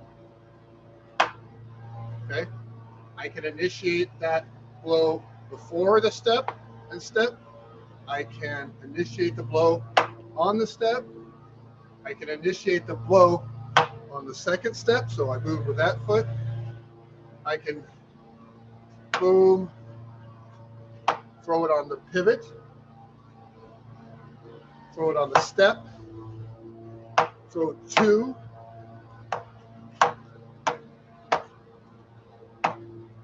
so you don't always have to throw, move, recover, throw. That's buying time, right? I'm going 1, 1,000, 2. I could go 1, 1,000. I could go 1 short step, turn my circles in and throw it almost on a half knee, but it's still in that short steps. I can throw it at the last step. I can throw it at the first step, second step, third step. Boom, boom, boom, not step. I can just change my aspect. I can step out, and as soon as that foot lands, let the power finish. So think about it, and if you start on your Pell and you only throw, recover, throw, recover, throw, recover, start going throw, throw. It's initiate the mechanic with the body and let the foot land. So I'm stepping because I have to. I'm not stepping and throwing. I am turning that in. I push my momentum up over the front, and I need to land the blow. What else this does is here's my blow without movement. I don't know if you can see it from that side. Let's try this. Here's my blow without movement. Here's my blow with 6 inches of movement. Now I'm hitting in the front of the nasal just above the corner of the shield. Here's my blow without movement. My blow with movement. So now I'm following the angle of the heater or the backside of the round. I've thrown this blow. They bring it up to block the next blow. I'll step and come inside. Throw, throw, changing angles. I program them for this blow. Change my angle, change my step. Or I program them that I always step to that side. Boom, so I step to this side. People are used to me going outside snap. Oh, look. Oh. So you can lie to people with your body mechanics, be in the fight with your eyes, and then decide where you want to throw. And if you need more time to decide, boom, I got all this time, I'm going to let my circle go big. I'm going to lean back now because I want to fall to my feet. All this time, I turn my hips. You can buy time. Or I need to go now and throw the blow. Or I need to go now and throw the blow. Or throw the blow. So you can clutch that motion into your body mechanics. I've created, you know, I said I was lazy. I've created this force here. Better yet, it shows it better this way. I've created this force here, and instead of just recovering, I want to push through it. So now I'm using my mechanic to load my blow. And from here, I'm buying time. Instead of throwing and throwing, I'm throwing and buying time, and I'm looking. And if I can't see anything here, I don't have to look anymore. I know where they're open. Or if I throw here and I can't see anything here, or if I know that they're going to peak. So you can use the body mechanics to buy yourself tempo and time. So if you're controlling that and people start to expect certain things, then you can change the tempo. Slide the foot a little bit farther. Wait until your foot recovers with the pivot before you commit to a blow. And that, my friends, I believe is the gist of this kind of very fundamentally kind of class. We didn't dive into technique too much, just trying to get an idea of what you can explore with proper posture and foot mechanics that you already may or may not use. And if you're relaxed and you're moving from good posture and good spinal alignment, you're able to adhere better to our percentage principle, where you've only created whatever your 100% of force is. That's what you've created for that moment in time. Anywhere along the path of your posture that you are bleeding any of that power out through bad technique or for out of balance, that's force you're losing. Now that force could be part of your speed. That force could be part of the power of your blow. It depends on, now we're getting into stick mechanics and that, which I'm not really going to go heavy into, but just know you've got a finite amount of force for that particular moment in time. Anytime you use that to correct a posture deficit or a technical deficit, which I'm not saying that's necessarily bad. Sometimes we have to do that. Our opponents don't always let us fight our most perfect fight. That's why we have to strive to be in control of ourselves the best we can. That's what I got. How'd I do, Helgi? Yeah? All right. We have a question in the chat. Oh. Do you train primarily with the black propylene sword to gain edge knowledge and then transition with rattan to get used to fighting weapon differences? Yeah, yes. So I don't like going hard with the poly sword because the rigidity is different and well, that's a lie. If I'm on my padded Pell, I'll go hard with this sword.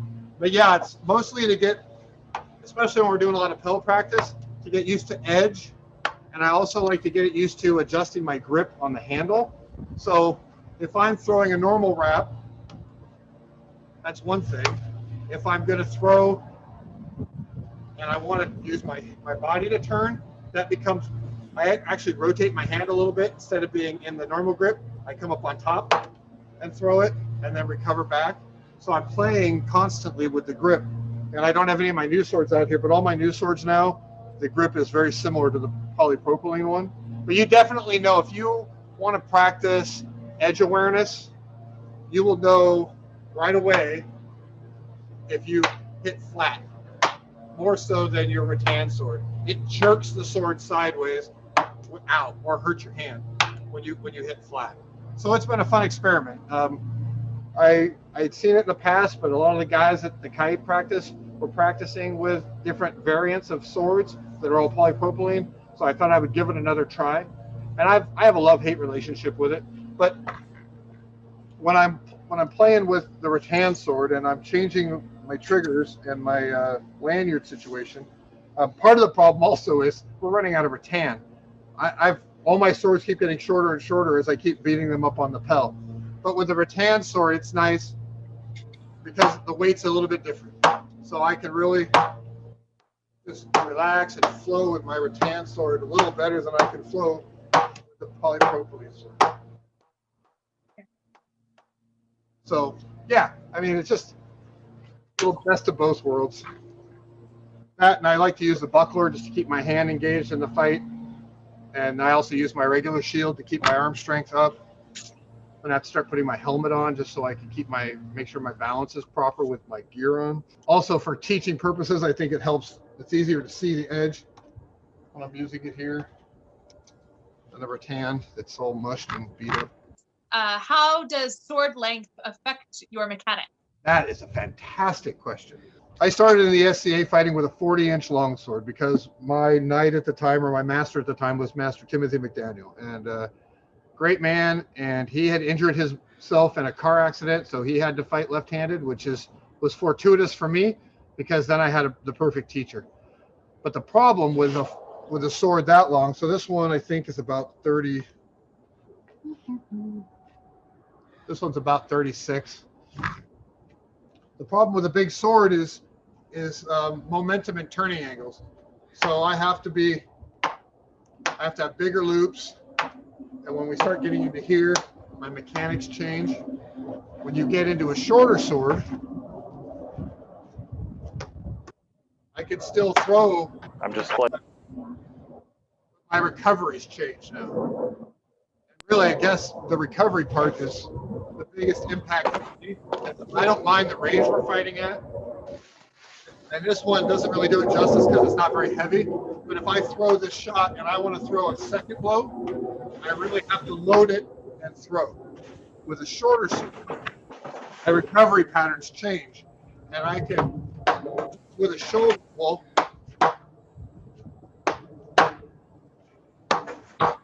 I can change. Oh, that was flat. Boing. But I can change. The rotation's different, so it breaks at different points. We want to talk motion, just a little bit of sword philosophy. Every time you make a sword, every time you go to practice, come out and dance with your sword a little bit. This is like the best part. Right here, I can feel where it wants to break. Break, I mean where it wants to rotate. If I know where my sword wants to rotate, then I can optimize that. And if I know where it wants to rotate, I know how much I can cheat it. I can shut the circles down. I can force it to rotate a bit sooner. But if I don't know what my sword feels like, when I try and cheat it, I just get bad technique and flat blows. So know your tools. My new set of swords range from 36 to 32. Definitely, if you're using a big oak broadsword, you definitely will know when that one hits the Pell flat. I'm always available. The link that Helgi posted for the Kaid practice, we're always up for critiquing video, chatting about fighting. I mean, we hate that the most, having to talk about stick. But, you know, if you have a camera, you can set up next to your Pell and just work out together. We do some fun drills. We can help work on posture, mechanics. It's a little harder over the camera, but we've gotten better at it over the last year. So we're totally, or if you just need a reason to get out and do the Pell and having to be in a group of other folks that are frustrated that all they can do is use Pell. And then occasionally we get our friends from Lockock who do some live fighting for us in the evenings, and we live vicariously. Well, I think at this point I'll encourage people to unmute themselves so that they can ask questions directly. I got a question. Was your martial art help you to develop your techniques? Tai Chi helped me really get in touch with my balance and my root, and really exploring for me what it felt like to step, what it felt like to be in balance and out of balance. Especially when you're doing stuff slow, you can cheat saying it's going fast. You can move fast and you can stick a foot where it needs to be, but going slow, if you get too far out of balance, you just fall down. And that's okay. Remember, failure is a requirement. But so yeah, and the fact that when I had to learn all the different footwork for all the different martial arts, that also taught me to empty my cup, to have a beginner's mind. Because if I go into SCA fighting like I'm doing Kung Fu, I'll get beat to crap or I'll hurt myself. If I go into Kung Fu like I'm fighting in the SCA where I have a helmet on, nope, I get punched in the face all the time. So there's a lot of foundational stuff that I think is universal, especially when you back it up to the principles we're talking about. And there's a lot of principles that can go into this.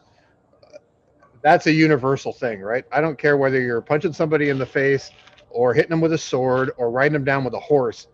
gravity and posture are going to play a role in that. Effortless movement is going to play a role in that. So, yes, it helped, but I didn't find that the techniques don't necessarily transfer, but the mechanics do.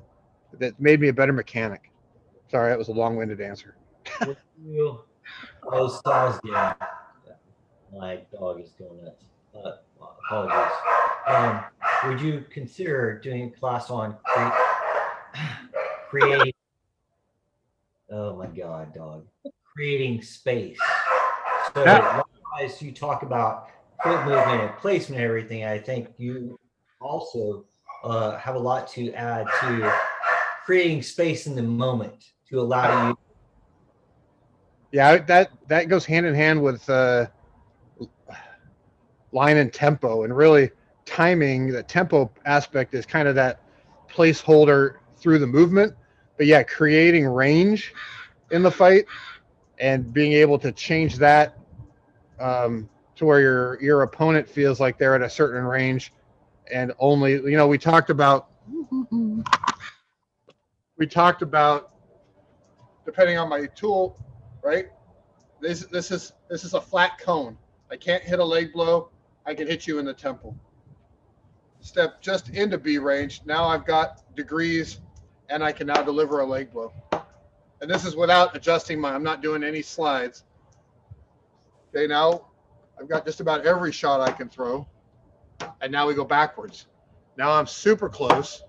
I don't really have a leg blow in good posture from here unless I can create range.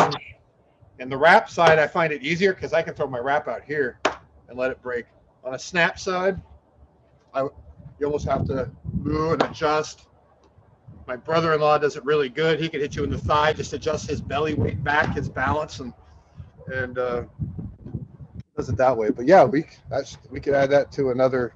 I recall years ago at Sport of Kings, that was an eye-opener, spending time with you and discussing creating space. And I think that is something that's not very intuitive to a lot of folks. I would tell people that want to figure that part out to get a handle on posture, then understand line and tempo, because it's the tempo changes that allow you to explode into a new range.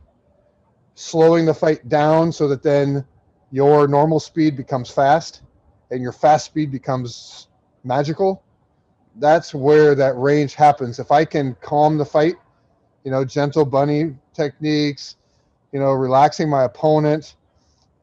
My favorite thing is when I get and somebody's all keyed up to hit me, if I can relax and make them think that we're not really fighting and then they relax. As soon as I see the crescendo of their tempo start to lower, that's when I hit the button. I change range, height, speed, and take advantage of my control, because now they're trying to use my buttons as their measure of what they're doing. If that makes sense. Right. Understanding those things, then we can start really, how do we get to range? How does a pivot step out create a huge amount of range depending on which foot you have forward? If it's your sword leg forward, and my sword leg is forward, and I suddenly pivot, I've created this huge amount of range. From here to here, that's a lot of range. Tilt down. What? Tilt down. Oh, sorry. We back the camera up. I forgot I moved the camera. Maybe I'll just put it back. You need the camera guy, Noah. Sorry. Back. I do know from personal experience, once upon a time, I was in loss prevention, and that's a lot of taking people down, folding them into pretzels, and you're attacking them, you're pushing them off balance. When you go, the one person I had the most difficult time with when I was practicing, takedowns, was somebody who was really good at Tai Chi, and they maintain that center and that balance. I could not knock them over and push them over. My first Tai Chi instructor was this little Asian man, young guy, or kind of young, in his 20s, maybe. Anyway, my only analogy when we were doing push hands And if you're familiar with push hands, you get into your root and your feet don't move. Whoever loses their root and their feet move loses the bout. And it was like moving with him like he was a rubber hose that went down into a block of concrete. I could get into a certain point and then he would root and I couldn't pull him over. And I'm not a little guy. I mean, I'm not the biggest dude, and then I would give him too much energy and he would just throw me around. So finding that, I don't know, it's kind of a gross analogy, but the little kid with the spit that lets it come out and then sucks it back in and then lets it come out.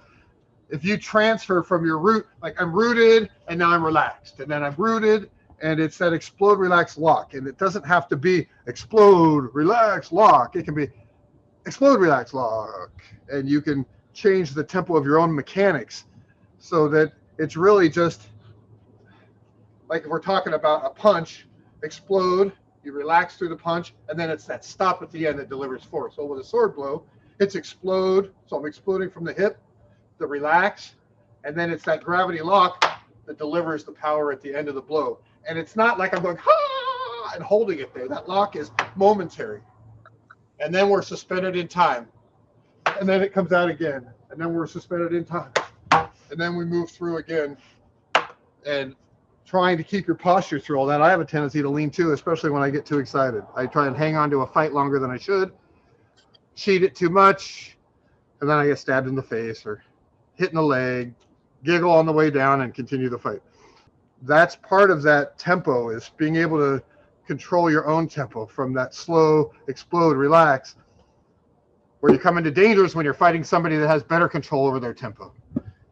My favorite fights are like with Duke Sven of Ontier, because I know if I can get his tempo down to a certain level and accelerate before him, I have time to play.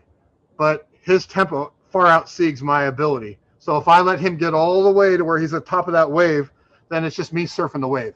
And sometimes you beat the wave, sometimes you get beat by the wave. So I try and maintain the fight tempo within my range and try and keep it in the middle.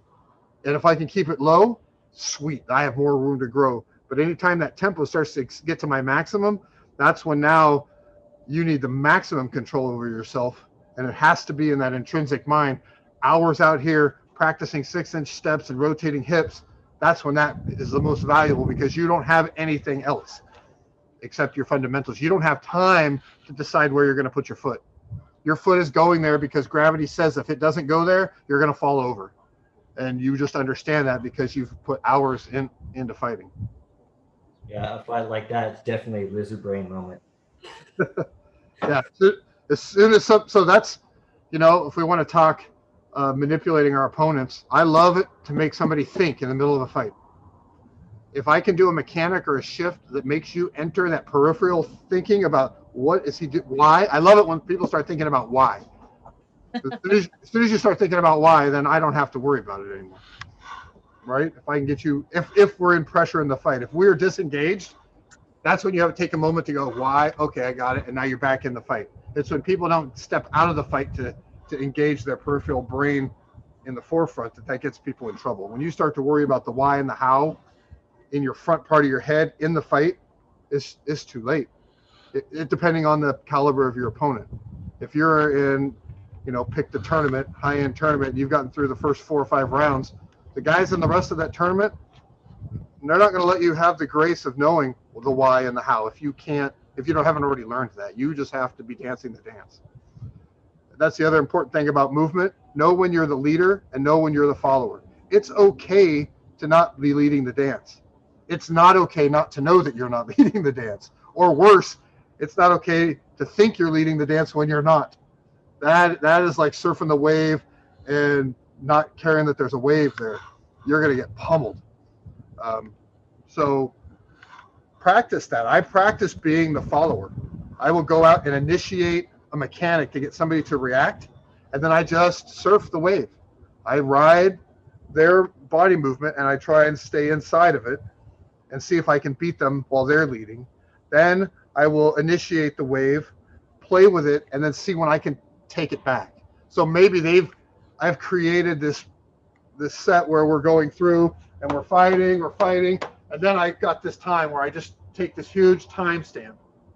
And now all of a sudden I step back into the fight and start pushing my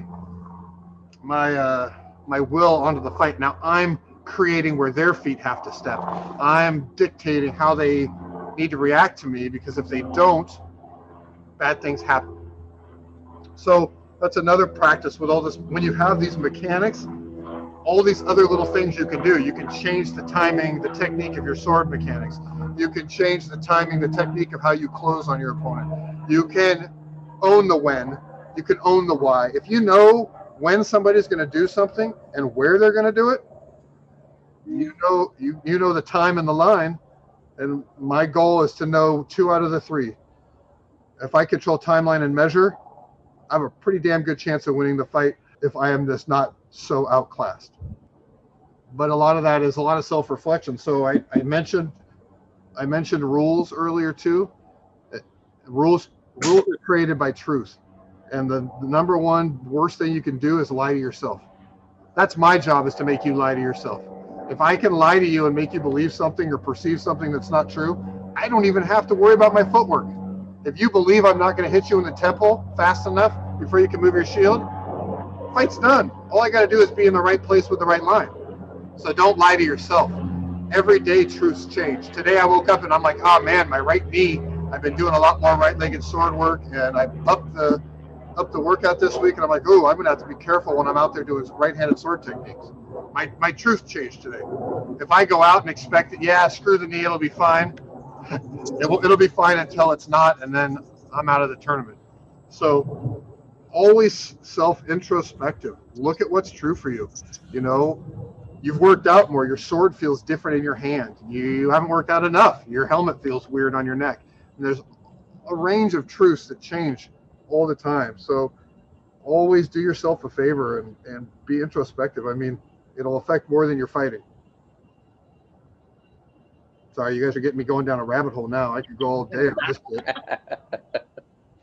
I got a question for you, Octa. Yeah, Travis. Hey, would you just kind of walk through interior and exterior steps when you're close to the Pell? In particular, that you do a cross body movement where you do an interior step, and you did it pretty quick, so I'm wondering if you would walk through it a little slower. Interior step, do you mean this? Yeah. Okay. Right. So whether you're moving your foot basically toward the Pell or away from the Pell, as interior versus exterior. So I'm gonna do this left-handed because it's what I'm most comfortable with. Yeah, that's fine. So I think what you mean by exterior is, so let's imagine, I don't know if you can you see my canvas anymore? Yeah, you're good. So right here is my center I'm gonna work from. Yep. I have a dot here and a dot here. It makes a triangle. Yep. So if I move just on that triangle with my sword leg forward, I can move to here. Yep. I close, and now I have this step. Right. So that's what I would call an exterior step. Okay, so you're that's going outside. That's what I'm calling. That's my pivot. So that's the step that I watched Helgi do a bunch of times, and I'm like, why does he do the same step all the time? And then I got on my Pell, and I'm like, well, son of a bitch, I do the same thing because it's just a natural progression. Right. So I tried other things, like I tried to go and step through. That requires a cross step. I have to do it when my opponent, if I can draw my opponent to here, and now I have to bend my knees. So this is basically a Tai Chi pose, right? You come down and into that back knee. Okay. All right. Yeah, that was the move you did earlier, and you were farther to your left, and you did it going basically across the Pell. And Like it was here. Yeah, so that's not as much of a cross at that point. I go to here, I step to here, transfer my weight to the front, and now I'm going to pivot. Right. Yeah, it's that interplay between the moving the foot in toward the opponent and out away from the opponent. Yeah, and I like to do it with my right leg back. Just from in here, I've shut down the right side, offside covered. Everybody always wants to throw. Can't really see it with the little shield, but from in here, there's this huge gap right here, and everybody sees that and they start to drool. But in reality, I've got all the angles covered because I'm driving my bus, right? I haven't talked about this, but we're going to go into technique, when I'm close, if I'm driving the big steering wheel on the school bus, I own all of this real estate. So the only thing they can do is change measure to create range. And for me, all I got to do is this to control the range. Yeah. If I go to here, let's see, and I step to here, I mean, I'm going this way. There's no hope of going back at this point in time unless I sink back, but that's, so I'm going to come to here. So this is me turning the box. Yeah. So I can go boom, boom. And more, this is more about time, right? So I've exited the fight, but I've kept them in close. And if they just turn, that's when we start to change the tempo. So I've got here, I step to here, I block the shot, I come around. As they turn, I bring it here, and now I release 6 inches, pivot step, stagger step. And so now I'm playing this whole range in my plow oxen style. I can get low and really screw with them, but I practice low. But yeah, so I try not to do that step from here because that really, you can get screwed up with your feet. But if I can do it in a probably almost to A, but to B, to where I'm stepping into a stance. Yeah. But I think I do that more because I fight left-handed. So I can, see if I'm here. I mean, I can do it from here, but I'm keeping a range. I don't like having my toe. If my back foot toe will intersect my front foot, that means I have a chance of tripping. Yeah. But if my back foot toe is still back, I can pivot and be strong right here. This is where you have to be quick, right? I can step to here easy. Going back, I got to get that foot back. It's a little stay in line mechanic. Yeah? Mark, can you do that same thing but back up like 3 feet? There you go. All right. Yeah. So I'm here. I have all the time in the world with my balance shift to Gotcha. put my foot here however I want. Yeah. But then when I'm going back the other way, I'm shifting my hip, and you got to move quick. If you move slow through this, you're just getting bound up. Right. If I slip my hip, I can get away. And that's basically rotating the hips at that hinge point again. Yeah. Thank you for the question. It was the space between your feet that I was missing, so that helped a lot. Yeah, more space equals a better. So we talked about reciprocity. Yeah. Mainly just talked about the bladed stance where you can get pushed over because my strength is this way now, horse stance, and then in between. If my feet are close together, I'm wibbly wobbly every direction. Yeah. Unless I lean into something, which we're trying not to do. Yeah. But if I've created space here, even if I'm crossed up, somebody pushes me, all I got to do is go low. So as long as I can go low, I'm okay. If I can't go low, I shouldn't do it. Like right there, that made both my knees go, dumbass. So, because I haven't. Something relative, if that's all right. When we were talking about weight distribution between the feet very early on, I was just curious, what's your sort of generic weight distribution? Because you sort of said 70-30, but is that also more of a transitional weight distribution? So if I walked into a fight, let's see. This is my natural position. I'm a probably 60-40 right here. Now, if they're in a high guard, I'm going to come out a little bit more because now I know I'm faster. Because in a high guard, they have this shot and they have this rotational snap, or they have a slot. And I've got the slot covered, and I'm really good at this shot. So I might get a little more aggressive if I want to push the fight. If I don't want to push the fight and I want to play with my opponent, I might even start with a 60-40 back foot, because that gives me the ability to move this foot pretty quick without committing. Does that make sense? So if they're allowing me, if somebody will allow me to control range with my thrusting tip, I mean, this is kind of silly. I can't flat snap you without mechanics right now. For me to flat snap you, I have to turn my hand, roll my body into my plow oxen, and throw the flat snap, and then I have to peel off this way. That's just what I have to do in that regard. Sorry. So it's kind of, I guess I would say it's situational. So 60-40, I'm relaxed and I'm ready for speed. So I'm easy, I might be a little bit forward into my plow ox, and if I'm working on wanting to move fast, I'm going to squat and kind of put my butt down a little bit, and now I can throw that shot, and I can step to this side with that stance. If I want to really just push the intensity of the fight up, I might go full 70-30 and just really emote myself with my opponent.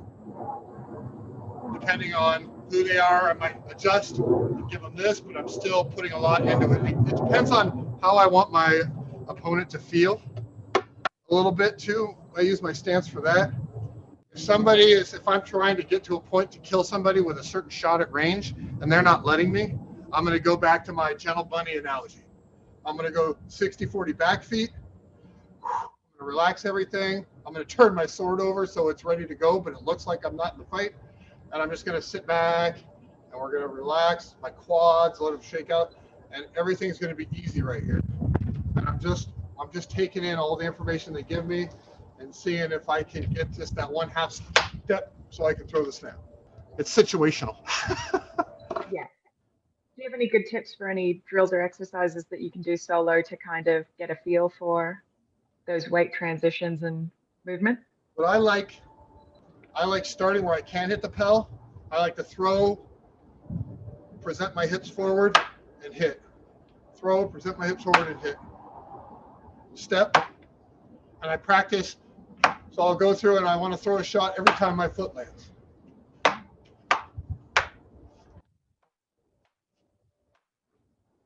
Sometimes I miss. And finish the technique. So that last one, I had, let's see, what did I do?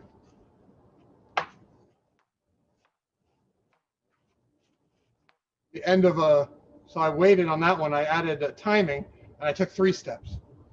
So I play around, and then instead of trying to hurry my feet up a little bit, but I like to change the tempo of the fight. When I'm warming up, it's tick-tock. 1, should be the same tempo. Oh, I screwed that up already.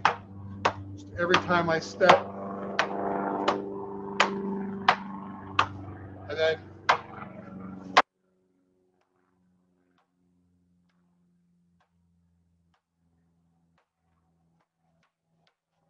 try and throw one when my foot's down, grab with my abs as my toe. I'm not lifting my foot, but I'm giving up my power. So it's full power, drag the foot, foot set. So I'll play with different and think, okay, first one comes up, second one's anchored on the abs, last one is a rotation that I have to throw more shoulder into for the same blow. So I don't have a specific drill set. Some folks have it out there, and that's kind of, as I was writing this up, I'm like, I really need to come up with some better drills. The other drills, just to get warmed up, is I like to stand behind the dot, pick a foot to be lead, and then I step to the angle, step for my cross step, transfer my weight, pivot, transfer my weight, pivot, and then I like to play kind of switching foot transitions. So for me, we'll do a shield leg forward. I want to step through my transitions, and now my sword legs forward. Step through my transitions, now my shield legs forward. Step, step, sword legs forward. And try and figure out, okay, the quickest way to change it is to step while change. The second quickest way to change it is to step, step, back to, well, that might not be the second quickest. So I try and play with, okay, what routes do I have to take to change? Because maybe I'm fighting somebody and they're very aware that I've got my shield leg forward. Now are they aware that my sword leg's forward and I can hit them at the short stick? So just changing ranges with my feet and not, and try to keep all this up here and try and keep their attention like a magician, right? I don't want to see them see the sleight of hand with my feet. I want to see it. I don't want them to know that anything else is going on behind the scenes. Does that make sense? Does that help? I don't have the best drills for that yet.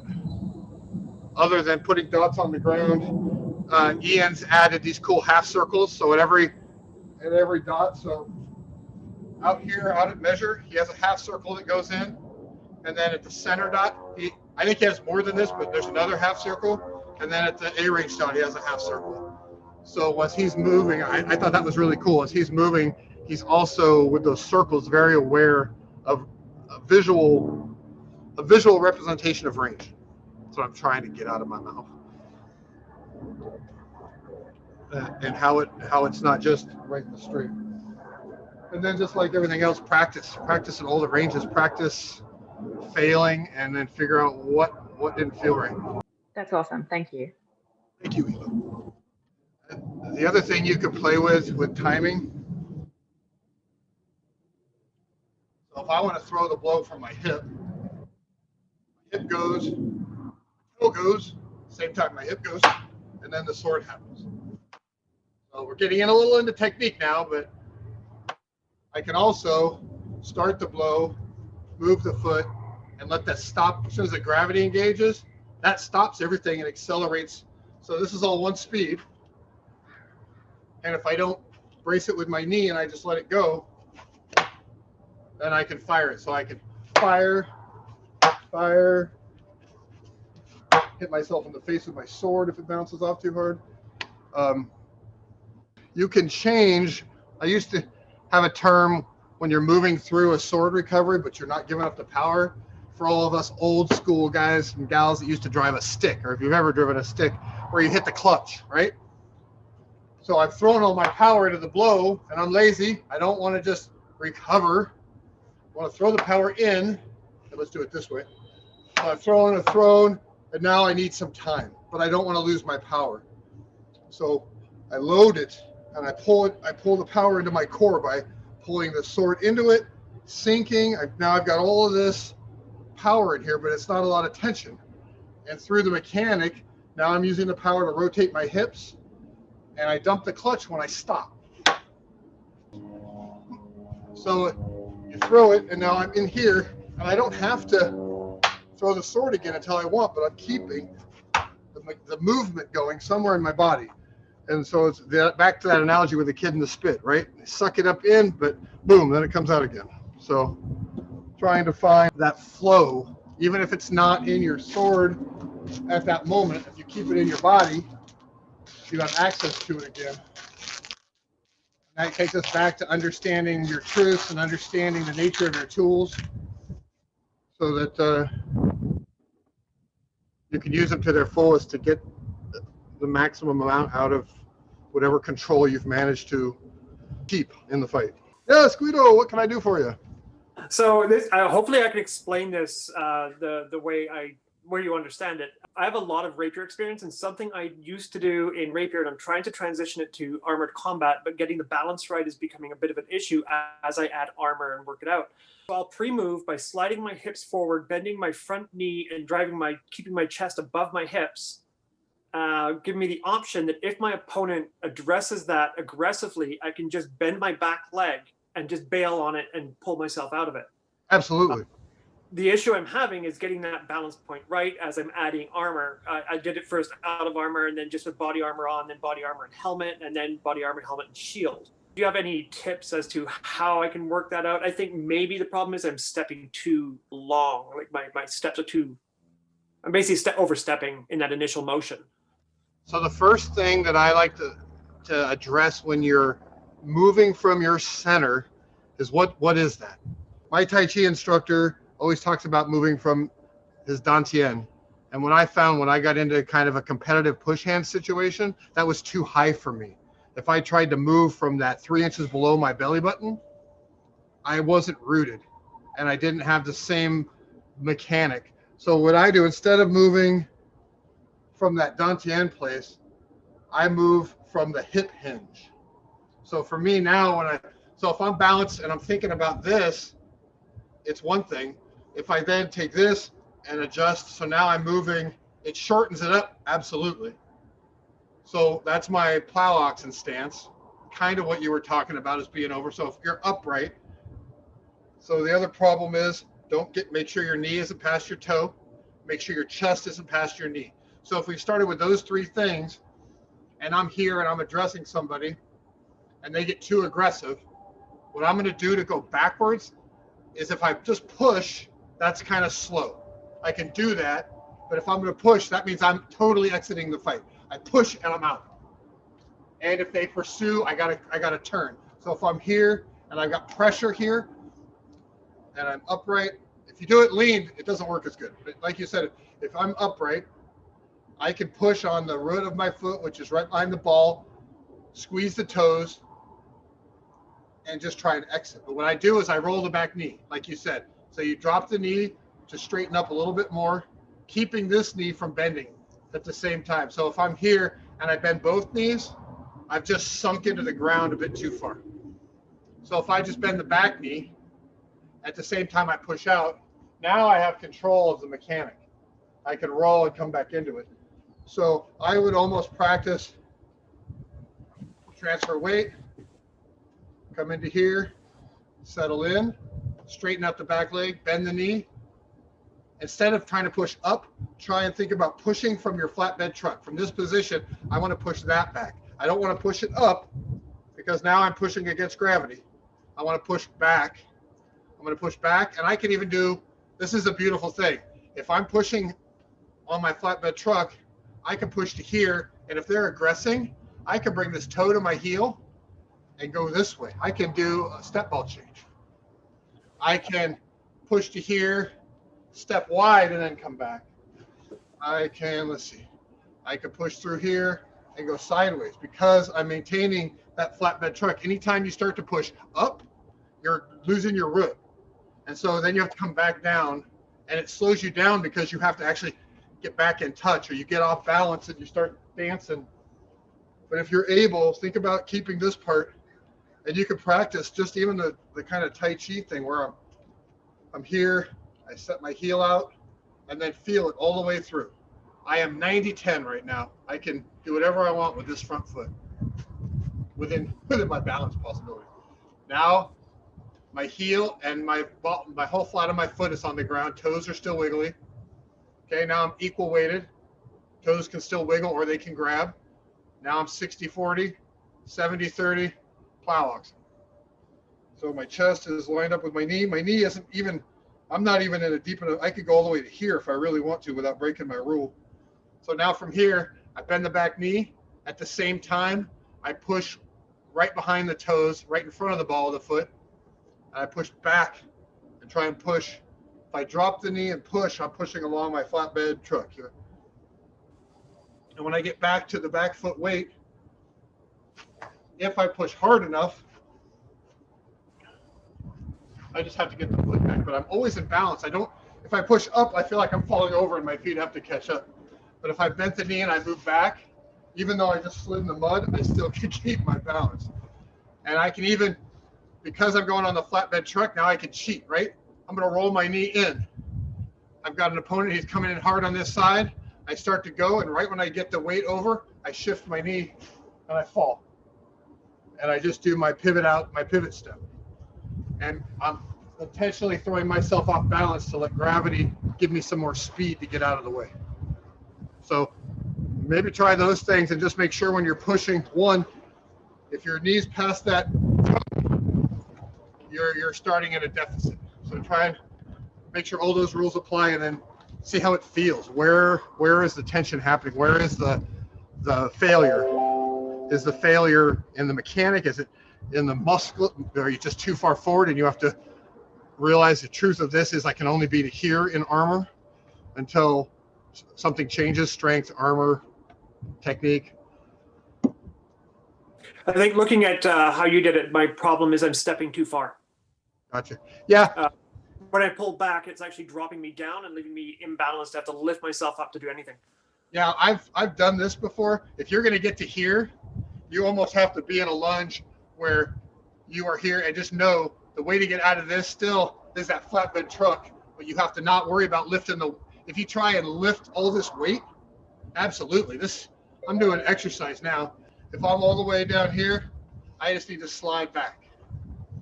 And it's, again, even if now my knee is over my toe, I'm in a horrible position.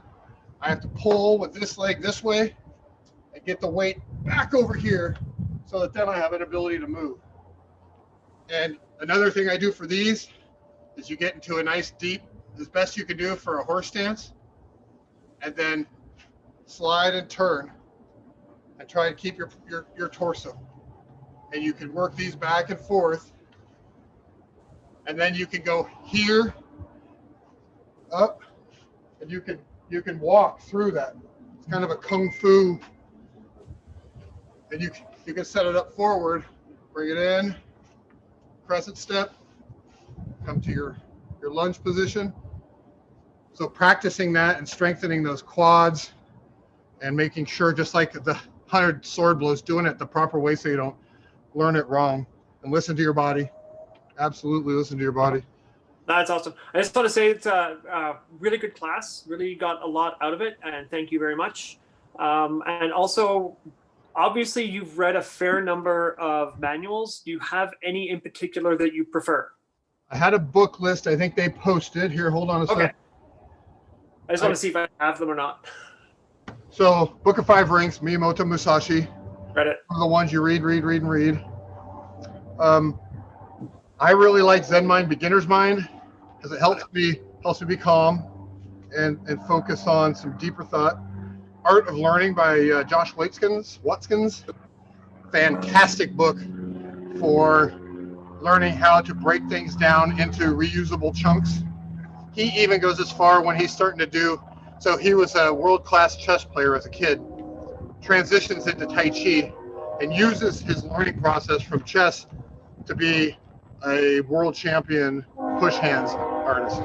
And he even practices, okay, and these things, you can't control how long you get like a minute to rest between bouts. So he practiced fighting to capacity, and then that 1 minute of getting back to calm. So he practicing the beats in between, right? So it's a really great book on learning. I have it on tape, and I listened to it when I was commuting every day. I'm on about my fourth read. It's invaluable. Fear is the Mind Killer. It's where I got the idea for to make the sun canvas. It's about more of a Filipino, I think Filipino if I'm right, knife fighting and lying to your opponent. And no, I'm sorry. That's The Liar, the Cheat, and the Thief. Sorry, mixing my book titles. That one's not on here. Liar, the Cheat, and the Thief. Fantastic book about deception. Fear is the Mind Killer. Great book on training. Book of Martial Power. A lot of my foundational stuff as far as principles came right out of that book this morning. It's changed the way I look at fighting. Helgi sent me that a month ago, and I'm still only on page like 50 because I have a highlighter and I've got sticky notes and notebook, and there's a lot of great stuff. A little deeper dive is The Principles of Effortless Power by Peter Ralston. Fantastic book. You want to talk about effortless power, generating power, moving from a root. It's a fantastic book, but it is definitely will take you down into a deeper philosophical look at stuff. The Book of Tea by Kakuzo Okaru, fantastic book. And of course, Tao Jeet Kune. I love it for the mechanics and the posture and a lot of the philosophy in there. When I get stuck, sometimes I'll go and rely on Bruce to pull me back, and I'll read some things and it'll trigger something in another book. So then I go pick that book up again. But those are kind of my front of the shelf go-tos. Some of them I haven't even read all the way through because I get to a point and then it triggers another book and I go back and reread that book. And then I'll get back to this book and then something triggers out of Effortless Power. And I'm like, whoa, that's what he meant? I didn't even have a clue when I first read it or second read it or third read it. So those are great books. And anytime if anybody's reading those and wants to yak about them, again, at Kite Practice or send me a note, we could go down the rabbit hole. Thank you very much. You're welcome. Thank you for coming. That's 2 now for you, at least, I think. You're a glutton for punishment. Yeah, that's my second one. And if you do a third one, I'll probably be at that one too. Well, we're going to build up from here. So that's my goal anyways. Come to Sport of Kings when it happens. I think I'm going to try and I think I can talk Helgi into doing a dual teacher class, and we'll go in and we'll do like 3 or 4 2-hour sessions and just cover it from base to top to bottom. I definitely will. I'm hoping to teach a longsword class at Sport of Kings. So yeah, Sport of Kings, man. If it happens, That's the candy store right there. That's better than Legoland, Disneyland, and Universal Adventures all in one for us stick jocks, fighter guys, artistes.